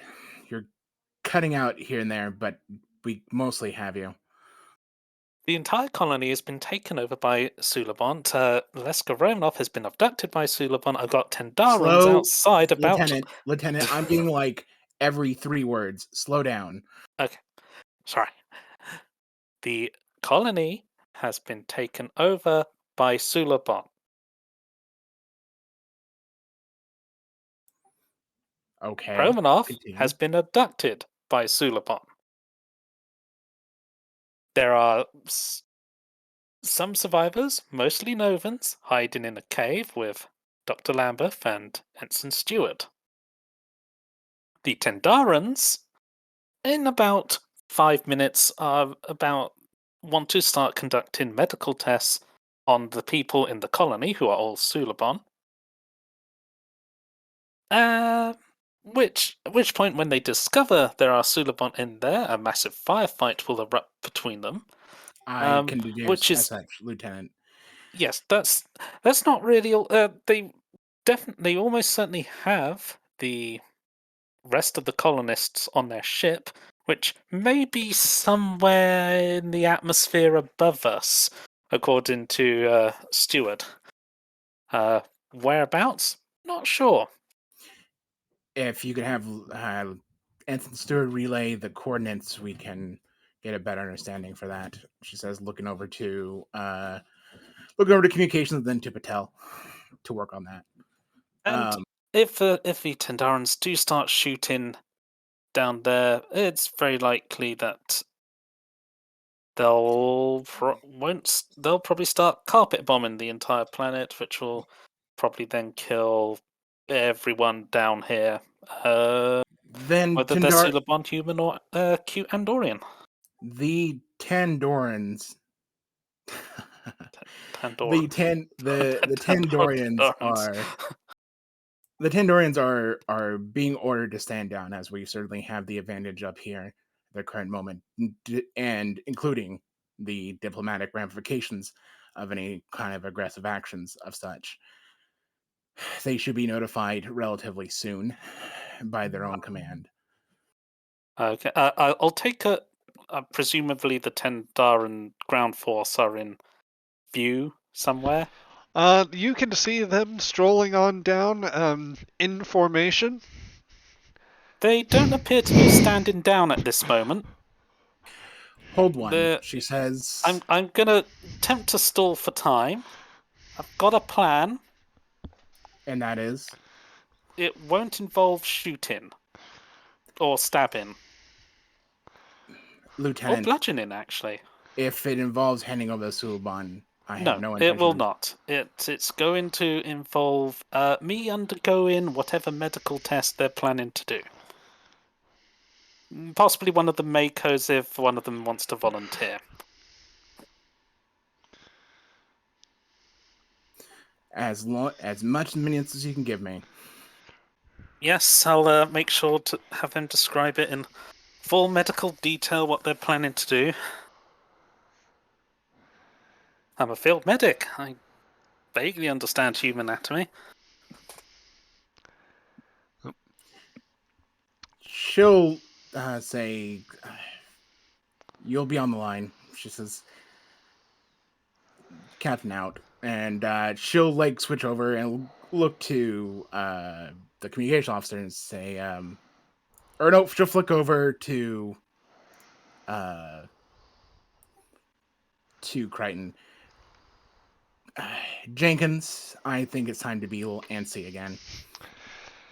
Oh boy, an encore performance. Oh God. She will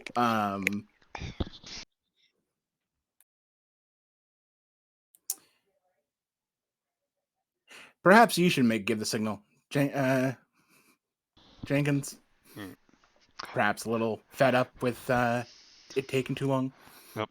He moves into another room and through the relay of from the Aegis to the probe nearer the moon, he starts opening his channel again.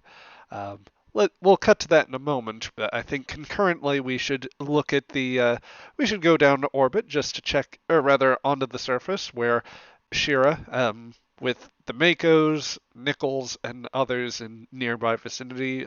Cole and the Novans are somewhere in the hills at this point, alongside Dr. Lambeth and Stewart. You see that the Tandarans are closing the distance and say they're a little less than a kilometer out now. At a certain. I'll Go ahead. speak to Hawkins briefly.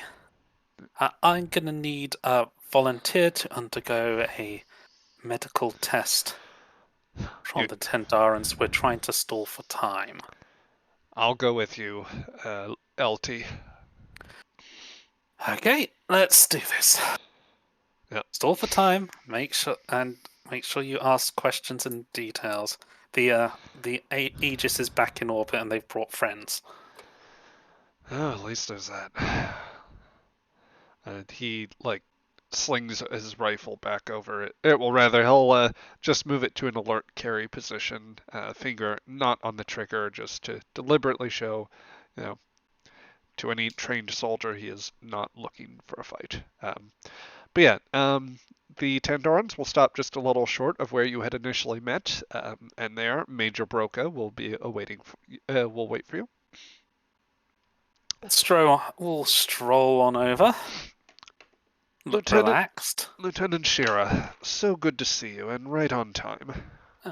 Major Broca. So, had a pleasant hour? Oh yes. The weather's actually been quite nice. It's been good to have open sky for the first time in a little while. That must be good. I hear that situation has changed in orbit a little bit. Oh, have you? Yes. I don't know what's going on with the atmospheric communications, but I did just receive comms from the Aegis.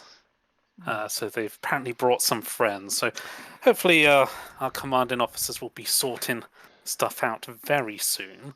Well, but for the current time, we've got matters on the ground to sort out. Certainly, we had better get our work started in order to demonstrate to both sides that we've found a peaceful solution ahead of time, having taken the initiative.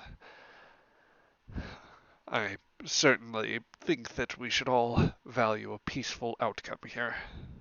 Well, peaceful outcome is... I've been reminded by the governor that you're basically holding everyone hostage here. You've got the weaponry and the firepower to take a rather small colony by storm, if you wish, and you threatened to do that. So let's not pretend this is peaceful. This is undoubtedly coercion, but since you do have that weapons and firepower, let's try to make sure the number of casualties is kept to 0. Agreed. We don't want any casualties either. We just. So what you're going to do first is you're going to demonstrate the medical procedure on myself. That way you can confirm that I'm not a Suliban. You then can do the same procedure on my sergeant here to confirm he's not Suliban, and also to make sure that whatever procedure you're planning to do does not harm humans. Or Andorians, but it's a slightly less concern. There's only one Andorian here, unfortunately. The procedure will be quite harmless, and with that he waves a few fingers in the air. A small Tandaran team comes up, one with sort of vaguely medical-looking equipment. With your permission, we will take a small sample of your blood.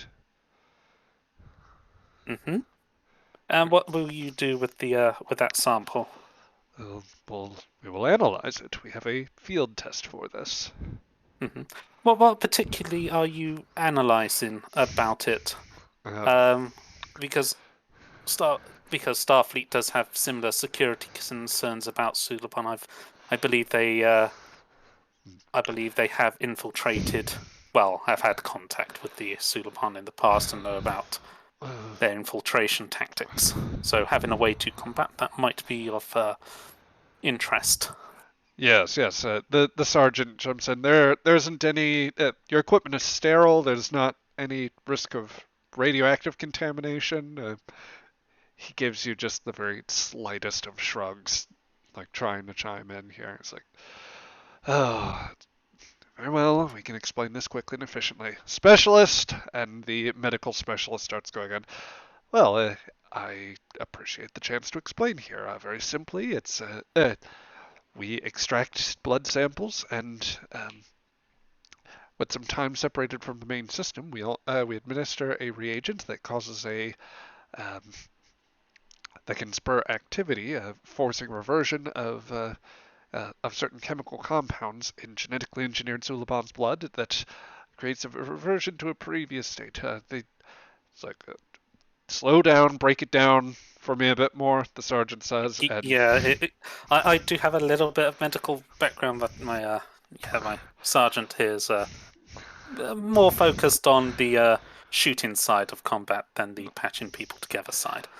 the specialist looks back and forth between you, Broca. It's like your curiosity, Broca giving a hard stare and just seeming very a little off balance. Okay, let me back this up a little. Yeah. As this is going on, back up in orbit. Yeah.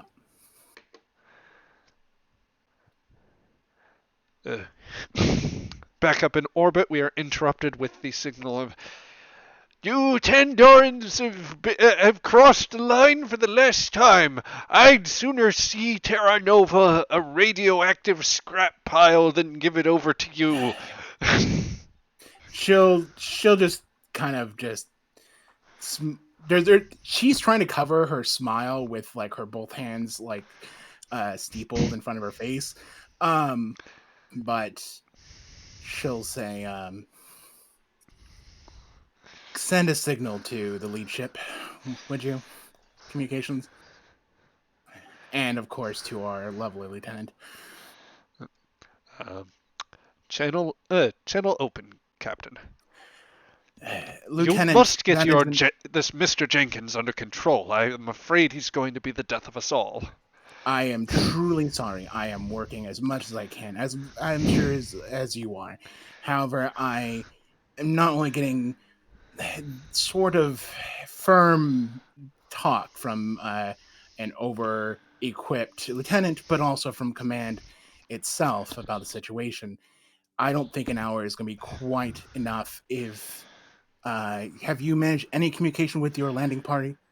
Seems from what I can see from my sensors that they are moving on my own colony right now.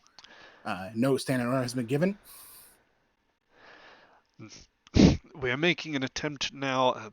Conduct one additional scan here, and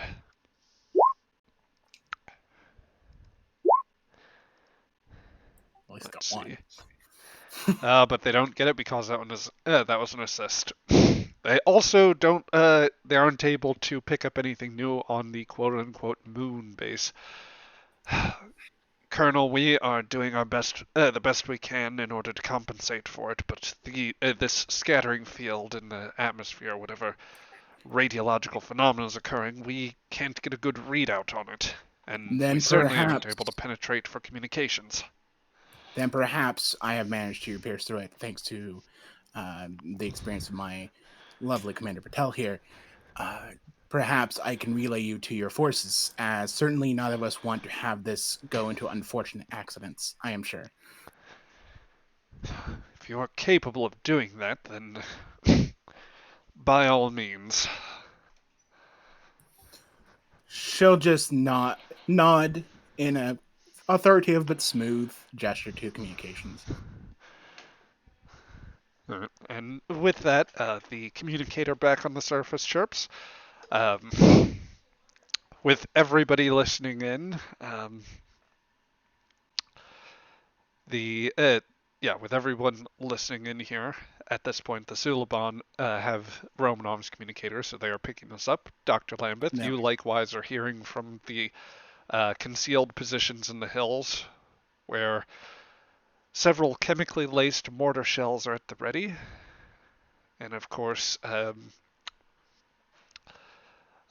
this point, the comms are being broadcast to, like the signal's being picked up all the way to the Republic as well as they listen in. But most immediately, this is, of course, taking place on the surface of Terra Nova near the valley, where the specialist has just finished explaining the interesting the interesting peptides and whatnot, how certain receptors link with the administration of certain chemicals in this, and how it's all perfectly safe. And it's like, Well, that is very informative. I suppose you start by taking my blood first. The sergeant can watch that and make sure nothing untoward is happening. yep, Commanding officer this- first, after all. Yep, he's This just is- about to take it when your communicator chirps as he's reaching out his arm to stick you. Hold on. This is the SS Aegis. to all those who are within territory of Terra Nova. And I have here as well the group leader of the Hindaran forces. This is Would Group like some Captain say? Colonel Stodel. Oh, Any forces upon both Terra Nova and Tendarn with the backing of the Colonel Stovall. Colonel's out of character. Colonel Stovall, right? Stodel, yes. Stodel. Colonel Stodel. All forces are to stand down. As we have come to an agreement, this is simply a overextended military exercise. Isn't that right? Stodel. We are presently standing down pending further negotiation. Uh, I do beg your pardon there, Colonel and Captain, everyone involved, but we have a peaceful arrangement here. We are in position to administer very simple medical checks, ensure Before that you continue those words, specialist? Sounds like a specialist to me. Major, but please I go see. ahead. Major. But I would be very careful, as there are more than just both colonels here. I'm Listening. going to bring down so much nuclear hellfire on all of Nope, you. cut that off.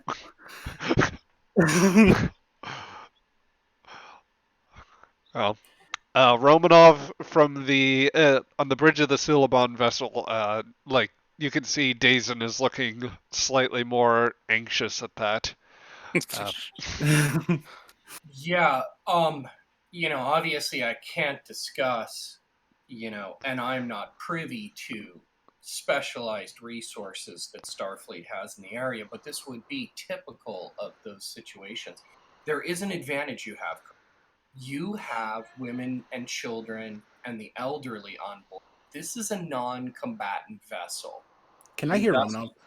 And thus, if she's I don't think they've let her get the communicator back at this point. So she's just as Romanov talks, it is for all intents and purposes muted for the rest of the conversation. Sure. Okay. So this is directed directly towards Dazen. Certainly. So yeah. Dazen, this is a non-combatant ship. My people are here. Your people are here. You're in orbit in sovereign space. Okay? Goodness sake, Romanov, will you let them talk? I want to hear I need to hear what's going to happen next. Sure. Yeah. To all Terra Novans, you are safe within the territories. Those who have set their foot and now have declarations to an already established organization can find themselves in protection of the United Earth Protectorate and any other clauses and laws under the interstellar common law. If any who seek asylum can certainly appeal to Starfleet Command, and certainly I am all ears through private channels. But as this moment, Terra Nova is under and has always been under the protections of United Earth.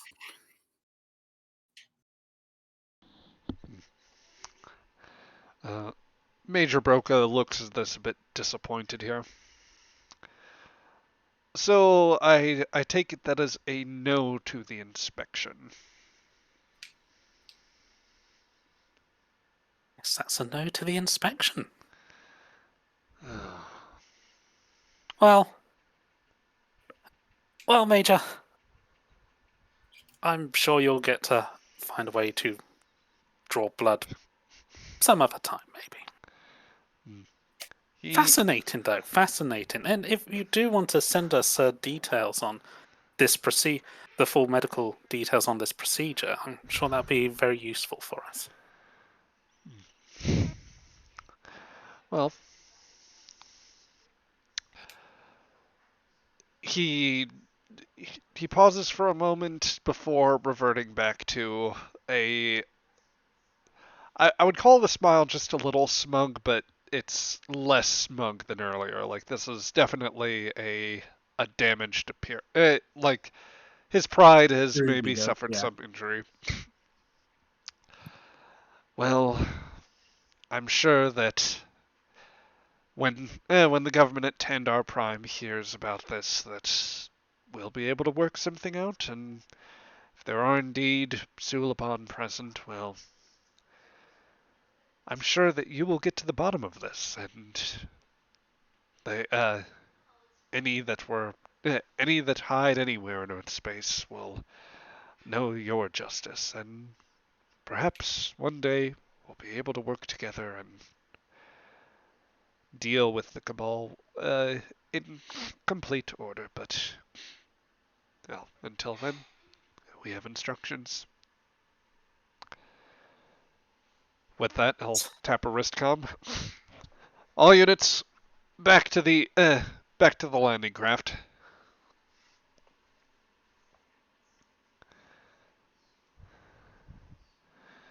And have a safe journey back to orbit, Major.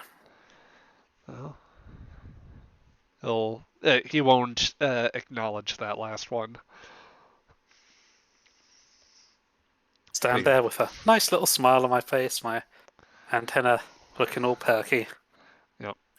I will send, with Steward's help, since I have communication with Steward now, right? Yep. I will send a open channel in an angled open channel right in the proverbial location of a sneaky ship would be.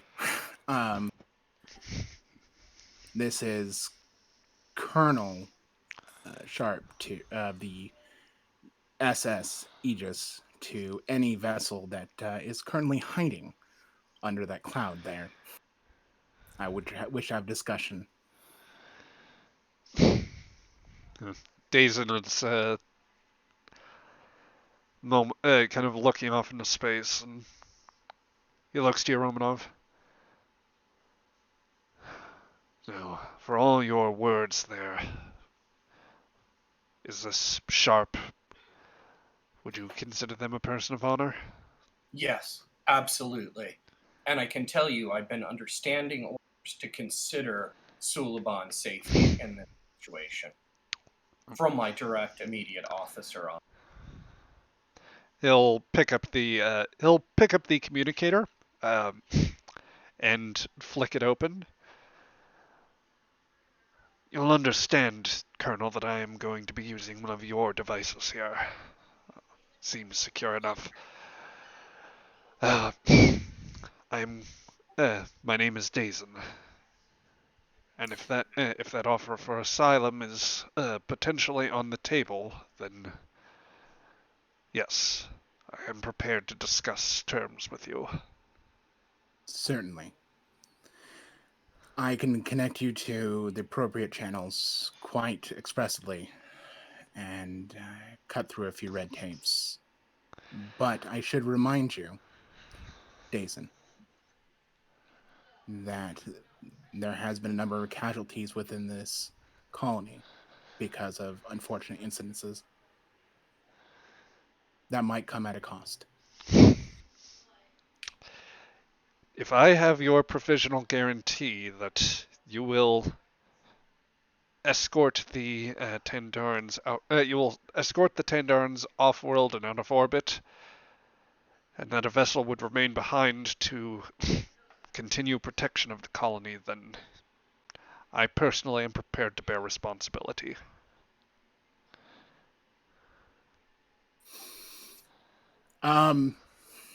I know both Star Intel and Star Command. Would that be acceptable, usually for JAG and whatnot? Um, oh, Just is out of character. Like, would I know that through law that probably be acceptable? I mean, diplomatically? operating out on the frontier, I think that you would have legal cover for what you're doing, particularly since it's mostly like you're agreeing to at least defend the colony and anyone who is present here, and anything of that sort. You and your second, and I will accept such terms. Very well. Once you've completed your task, we rendezvous with the colony.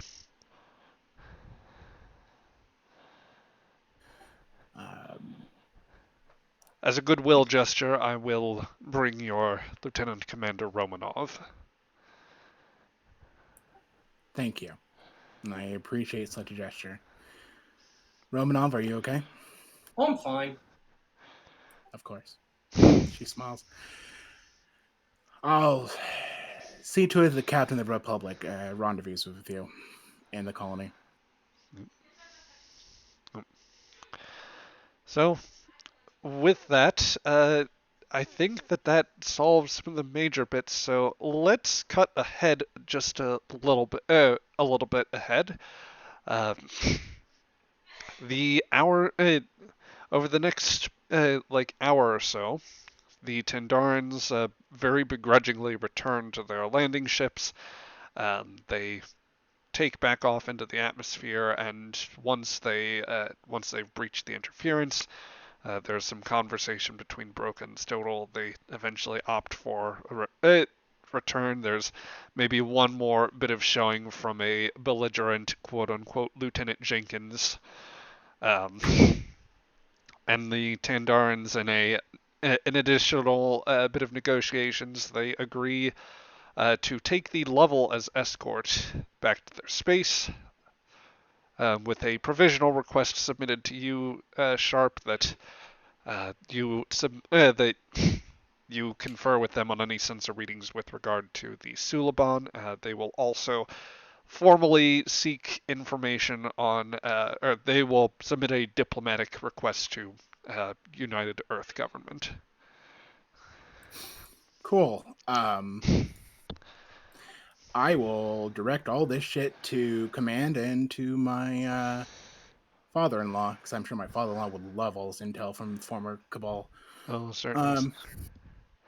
So while all of that is happening, it takes a little bit of time. Really quickly. Oh yeah, go ahead. Really quickly though, I wanted to send a private communication to Captain Harold. Mhm. Not bad for a lieutenant, right? She smiles and winks and then clicks off. And there's Harold, as the level is heading off, he's definitely going to shoot back a signal, something to the effect of, next time we're in a port, remind me that I owe you a vintage of your drink, a fine drink of your choice. She'll just give an affirmative. Yep. But yeah. So, sometime later, Dr. Lambeth, Commander Romanov, Lieutenant Sheara, all of you are able to regroup on the colony. Additionally, some of the Novans, alongside both versions of Governor Nichols, um, it seems both versions of the Dr. Keen as well, and two of the two people dressed in Mako gear, but one of them Suliban as opposed to an Earth, as opposed to the actual Samuel Cole, are present all around at the settlement. Sharpe, I presume that you have come down to join them. Yep. Okay, so yeah, everyone has kind of grouped together after you made the request for a basically a ceasefire and orders to join along. Tell me, what would be it like? Let's see. The Suliban have brought back at least Romanov, and the person you know as Commander Dazen is speaking of how he intends to return the Suliban return the humans to the area. That is to say, um, as all of this is continuing, he does make a point of, or rather, Major Cole does make a point of saying,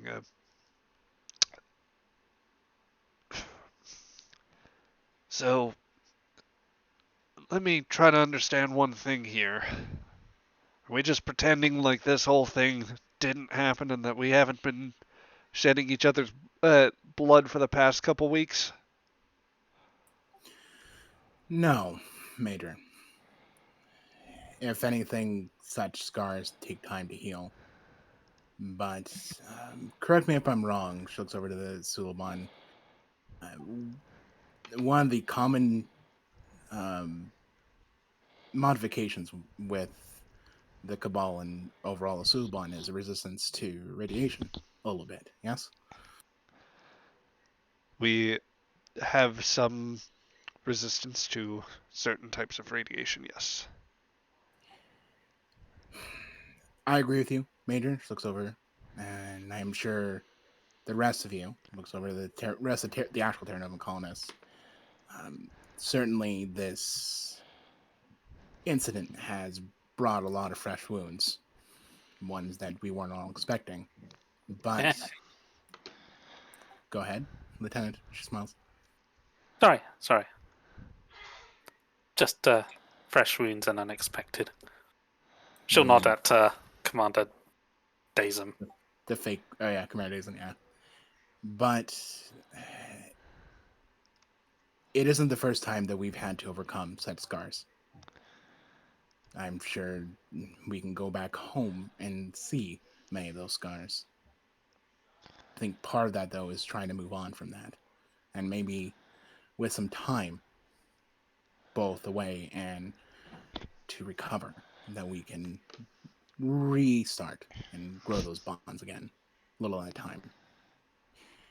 If it is fine with the governor here, looks over the...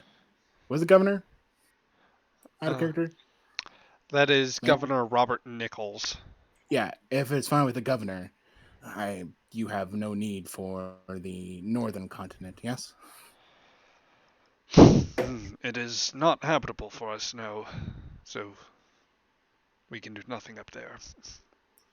Perhaps if you really are done away with more clandestine actions and wish to have a true asylum, there's a lot of work that can be done in the northern continent that can make it more habitable for everyone. Dazen looks for a moment and pauses. I would be prepared to consider this, however, there's only a portion of my people that were actually part of the Cabal. We have a great many Suliban on board that we had rescued from Tandaran custody or from places that they were coming after. Most of them do not have the same modifications. Certainly, the colony isn't that large, and we can create perhaps a trade station between the two. Have a third, but it'll take time, and there's plenty of land to go around. And if anything, it'll help grow in such a frontier colony like this.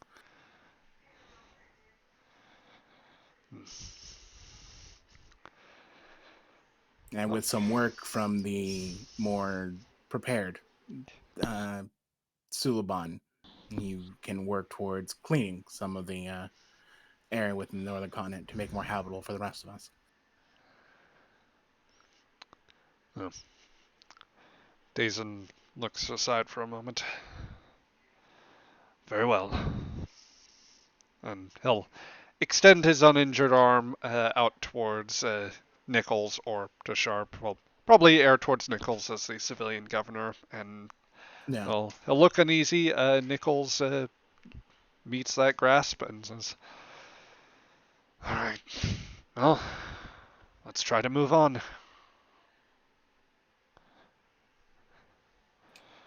And he'll take it. Nope. And with that, the provisional deal is struck, and the situation at Terra Nova, at least immediately, is resolved. Let's see, we're running up to time here, so I think we can take maybe just a moment in case there are other scenes that anyone wanted to run at the end. There is one small bit I would like to do with Dr. Lambeth. Okay. With regard to that, Yeah. I think we will do something with that. However, I assume that there's going to be something about grilling him out here, so I will let you do that. I'm going to send one thing to you in chat, or in the Roll20 here. So let's go ahead, call this a little ways up or a little ways further ahead in the timeline, while the Aegis is in orbit with the Republic. Sharpe, you are just sitting in your ready room reviewing reports. Saral has been returned to the Aegis. However, the Republic reports that due to considerable damage to the engines, they will not be leaving orbit for some time anyway. It's literally what I told them when I set out to do this. Yep, and even the Commodore was in agreement with this. So like, you just had to get here. We'll figure things out in the long run. So they have announced that necessary sacrifice that it was, they will be spending prolonged time in orbit anyway. So I'm happy to help you fix it. Get out! Oh yeah, no. Yeah, I need to see what's Saral too. I need to see with him. Well, do we want to? Let's start with that, and we will give the doctor a moment here. Before that comes up. With my idea regarding Saral, does Section Chief Mitchell okay? Is the Section Chief Mitchell okay with that?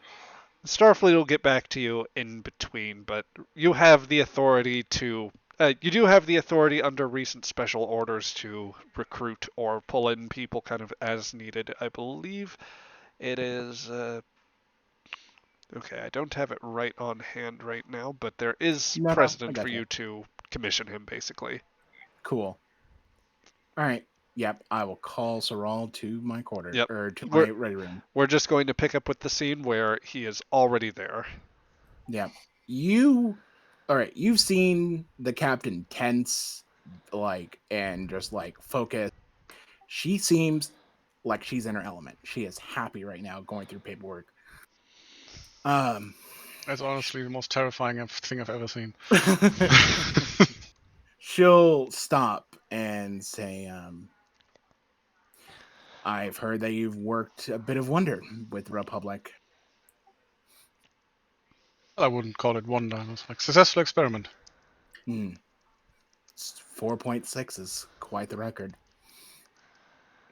Despite its for this For this ship, apparently, yes. Unfortunately, it was very hard on the engines. Not unexpected, but unavoidable. I've already talked with Fleet Command and Intelligence. If you're willing to help me with exploring the frontier, and certainly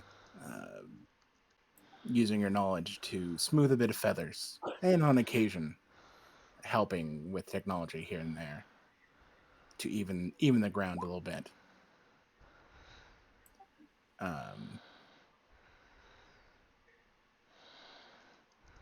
Ooh, okay. There, I'm within my right to take you in as a exploration guide if you want the job. There's a lot of opportunity, more so than you would as a civilian. Well, considering you've impounded my ship, I gladly accept. Now, you can have your ship back if you want, without some certain distasteful items. Of course. But I'm grateful for the offer, and I gladly accept. Excellent. I've already requisitioned you a quarters from the ship. It's not that large. In fact, it's barely larger than a closet, but we have to manage what we can on a ship like this. She hands you like the paper, a map that shows you the location. It It's like a tour guide of the Aegis. without like the it's like the very basics of Is that layout. a tree in your ship? Yeah. Certainly you will have the rank of crewman. I don't expect to go very far beyond that. But welcome aboard, Sir All. It's never one for military advancement anyway. Thank you. Well, and with that, Sorrel, you are able to turn out with a new taste of freedom here. As you are heading out from the ready room, Dr. Lambeth, who was also requested to join in, finds himself waiting outside just in time to see the Vulcan individual pass by again. Doctor? Morning. As the door is about to close, she'll say, "Doctor, get in here." She says with a very firm tone. Yeah. Is there a problem? She says, "Sit down." And like a He parent, sits she'll make you down. stew. She'll make you stew for about like 10 minutes as she goes through paperwork.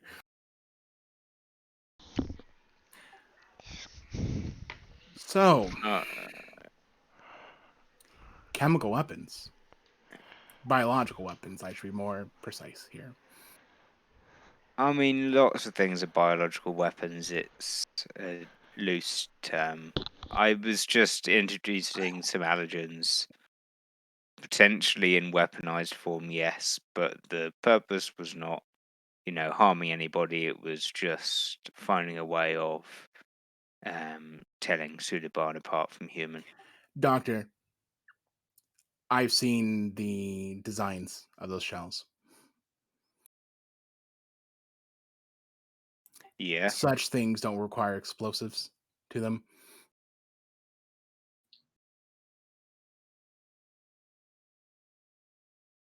I mean, I made do with what I had. I mean, we were talking about, like, I didn't exactly have access to a full proper lab where I could make the nice kind of, chemical substances. All I had access to were some water shells and some allergens. So I There did what I are could. limitations even in within Starfleet. There's certainly even out here in the frontier, there are limitations. Things we want to overcome and go beyond than our ancestors ever did or ever consider. We have a lot of wiggle room. I am open to give you a lot of wiggle room. But she puts the pad down. folds her arms and her fingers, looks to him with a very firm stare. I do not want to see this sort of behavior again. The suggestion, the mere thought of such things.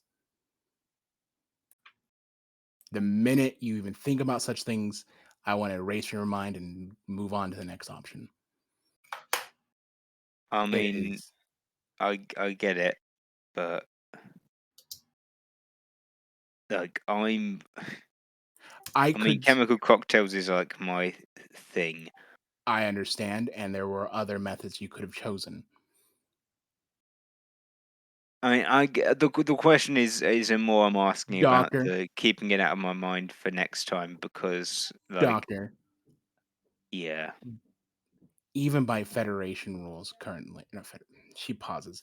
Even by Earth rules, I have almost every right here to space you. okay, that feels a little harsh. But it's barbaric. Barbaric response to a barbaric crime. And besides of which, it seems that you have a accomplice who's willing to take the fall for you. Oh well, that's Major Cole has taken full responsibility and is undergoing court martial right now. a hell of a thing. All right, I guess that's the situation resolved. Promise no more chemical weapons. That good?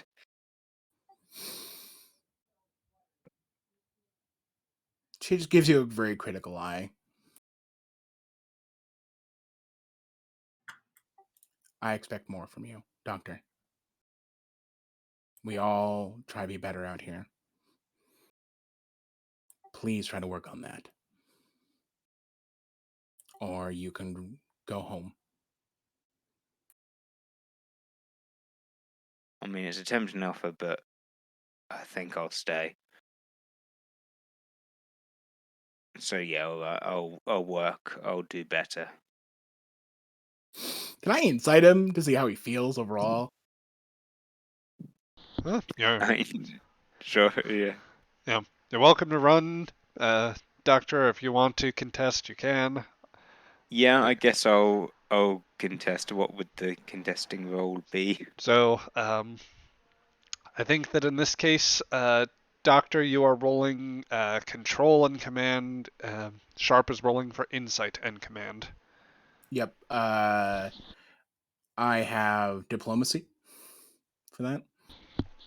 Sure, I'll let you take it. Composure. I've got. Does composure work as a focus?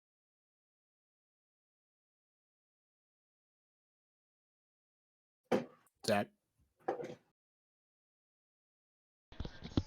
Composure, you said? Yeah, composure. Yeah, you get that. All right, let's go.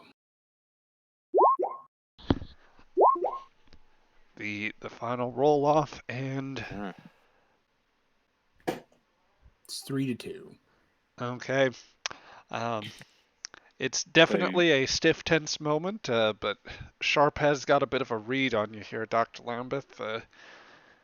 What would you say that he's feeling, or like how easy or does it look like he feels with Sharpe's directive?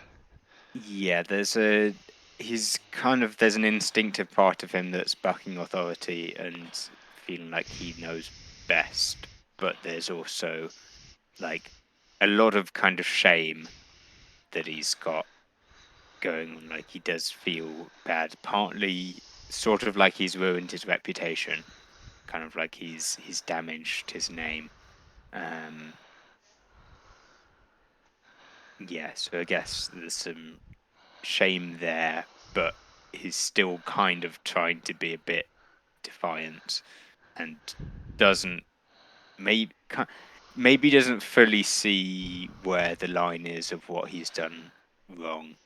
but kind of gets it, but isn't sure exactly where you draw the line on what counts as a chemical weapon, basically. Given that he's done his fair share of shady stuff in the past, Yeah. he's kind of trying to figure out where to draw the line on how shady is too shady.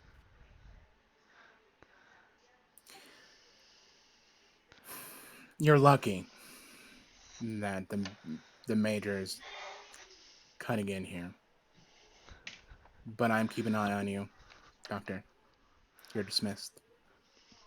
Sort of thing. He'll get up and head off. So,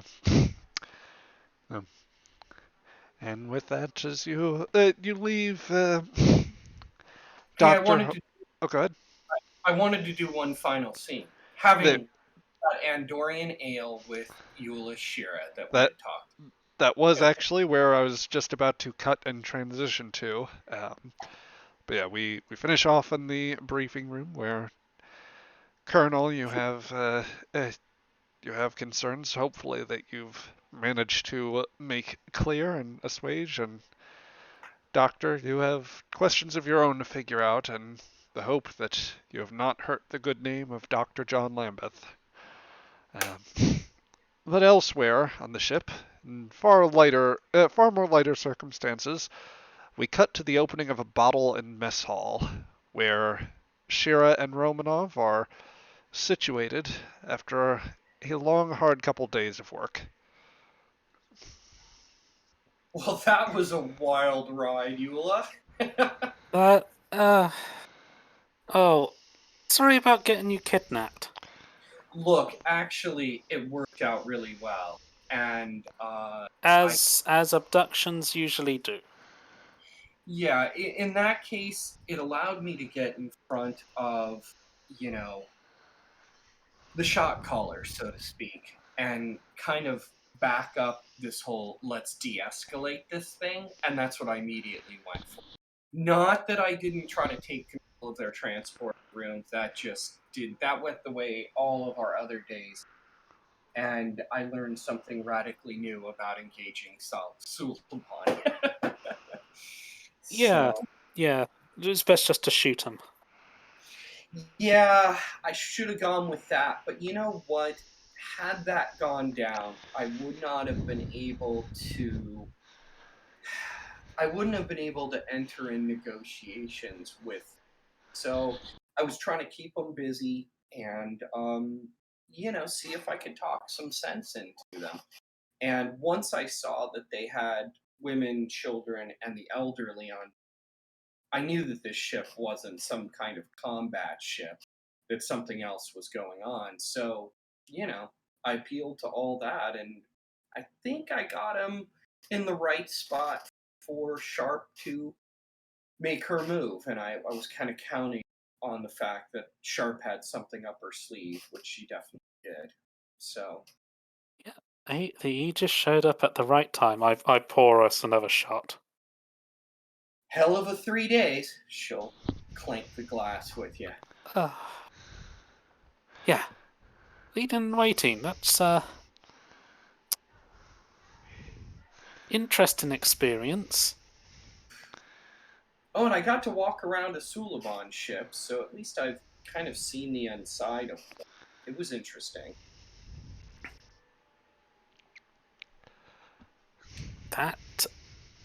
I'm sure there are plenty of people in lots of intelligence agencies that would love to get your opinion on a few things there. Yeah, I'll write it up and submit it to you. I'll let you pass it up through the chain of command. But I'm just glad it didn't turn into a bloodbath, because I came to the firm conclusion that that's where there was no pretty end to this. No, we got the best solution. And I've earned my drink. She'll hit the shot, pour another. She'll finish hers and put the glass out. Yep. And the steadily, slowly but surely, the bottle is depleted of the I can't remember, was it an ale or a whiskey that you brought aboard, Sheara? Ale. Okay. Pandorian ale. Yep. And with a final clink of the glasses and some lighter, hopeful music starting to swell, we get an exterior shot of the Aegis and the Republic still in orbit of Terra Nova. With, as Romanov said, the worst outcomes have been avoided. No further lives, Suliban, Tandaran, or human are lost today. And maybe, just maybe, there's a road for peace and stability for all. As to the implications of this, we will see more of that in 2 weeks' time when we come back for a new episode of Star Trek Adventures Aegis. So, for everyone catching on the archive, first, thank you for sticking around for a slightly longer episode, and I hope that you enjoy your week. If you catch up on all this and you haven't started Broken Sword, let me say this is a good time to pick it up. But otherwise, we will be back with a live episode on October 1st, so feel free to check out the channel. The link is in the description if you want to give us a follow. That helps us keep things going here. But yeah, otherwise, we will see you around, so hope you have a good day. Bye.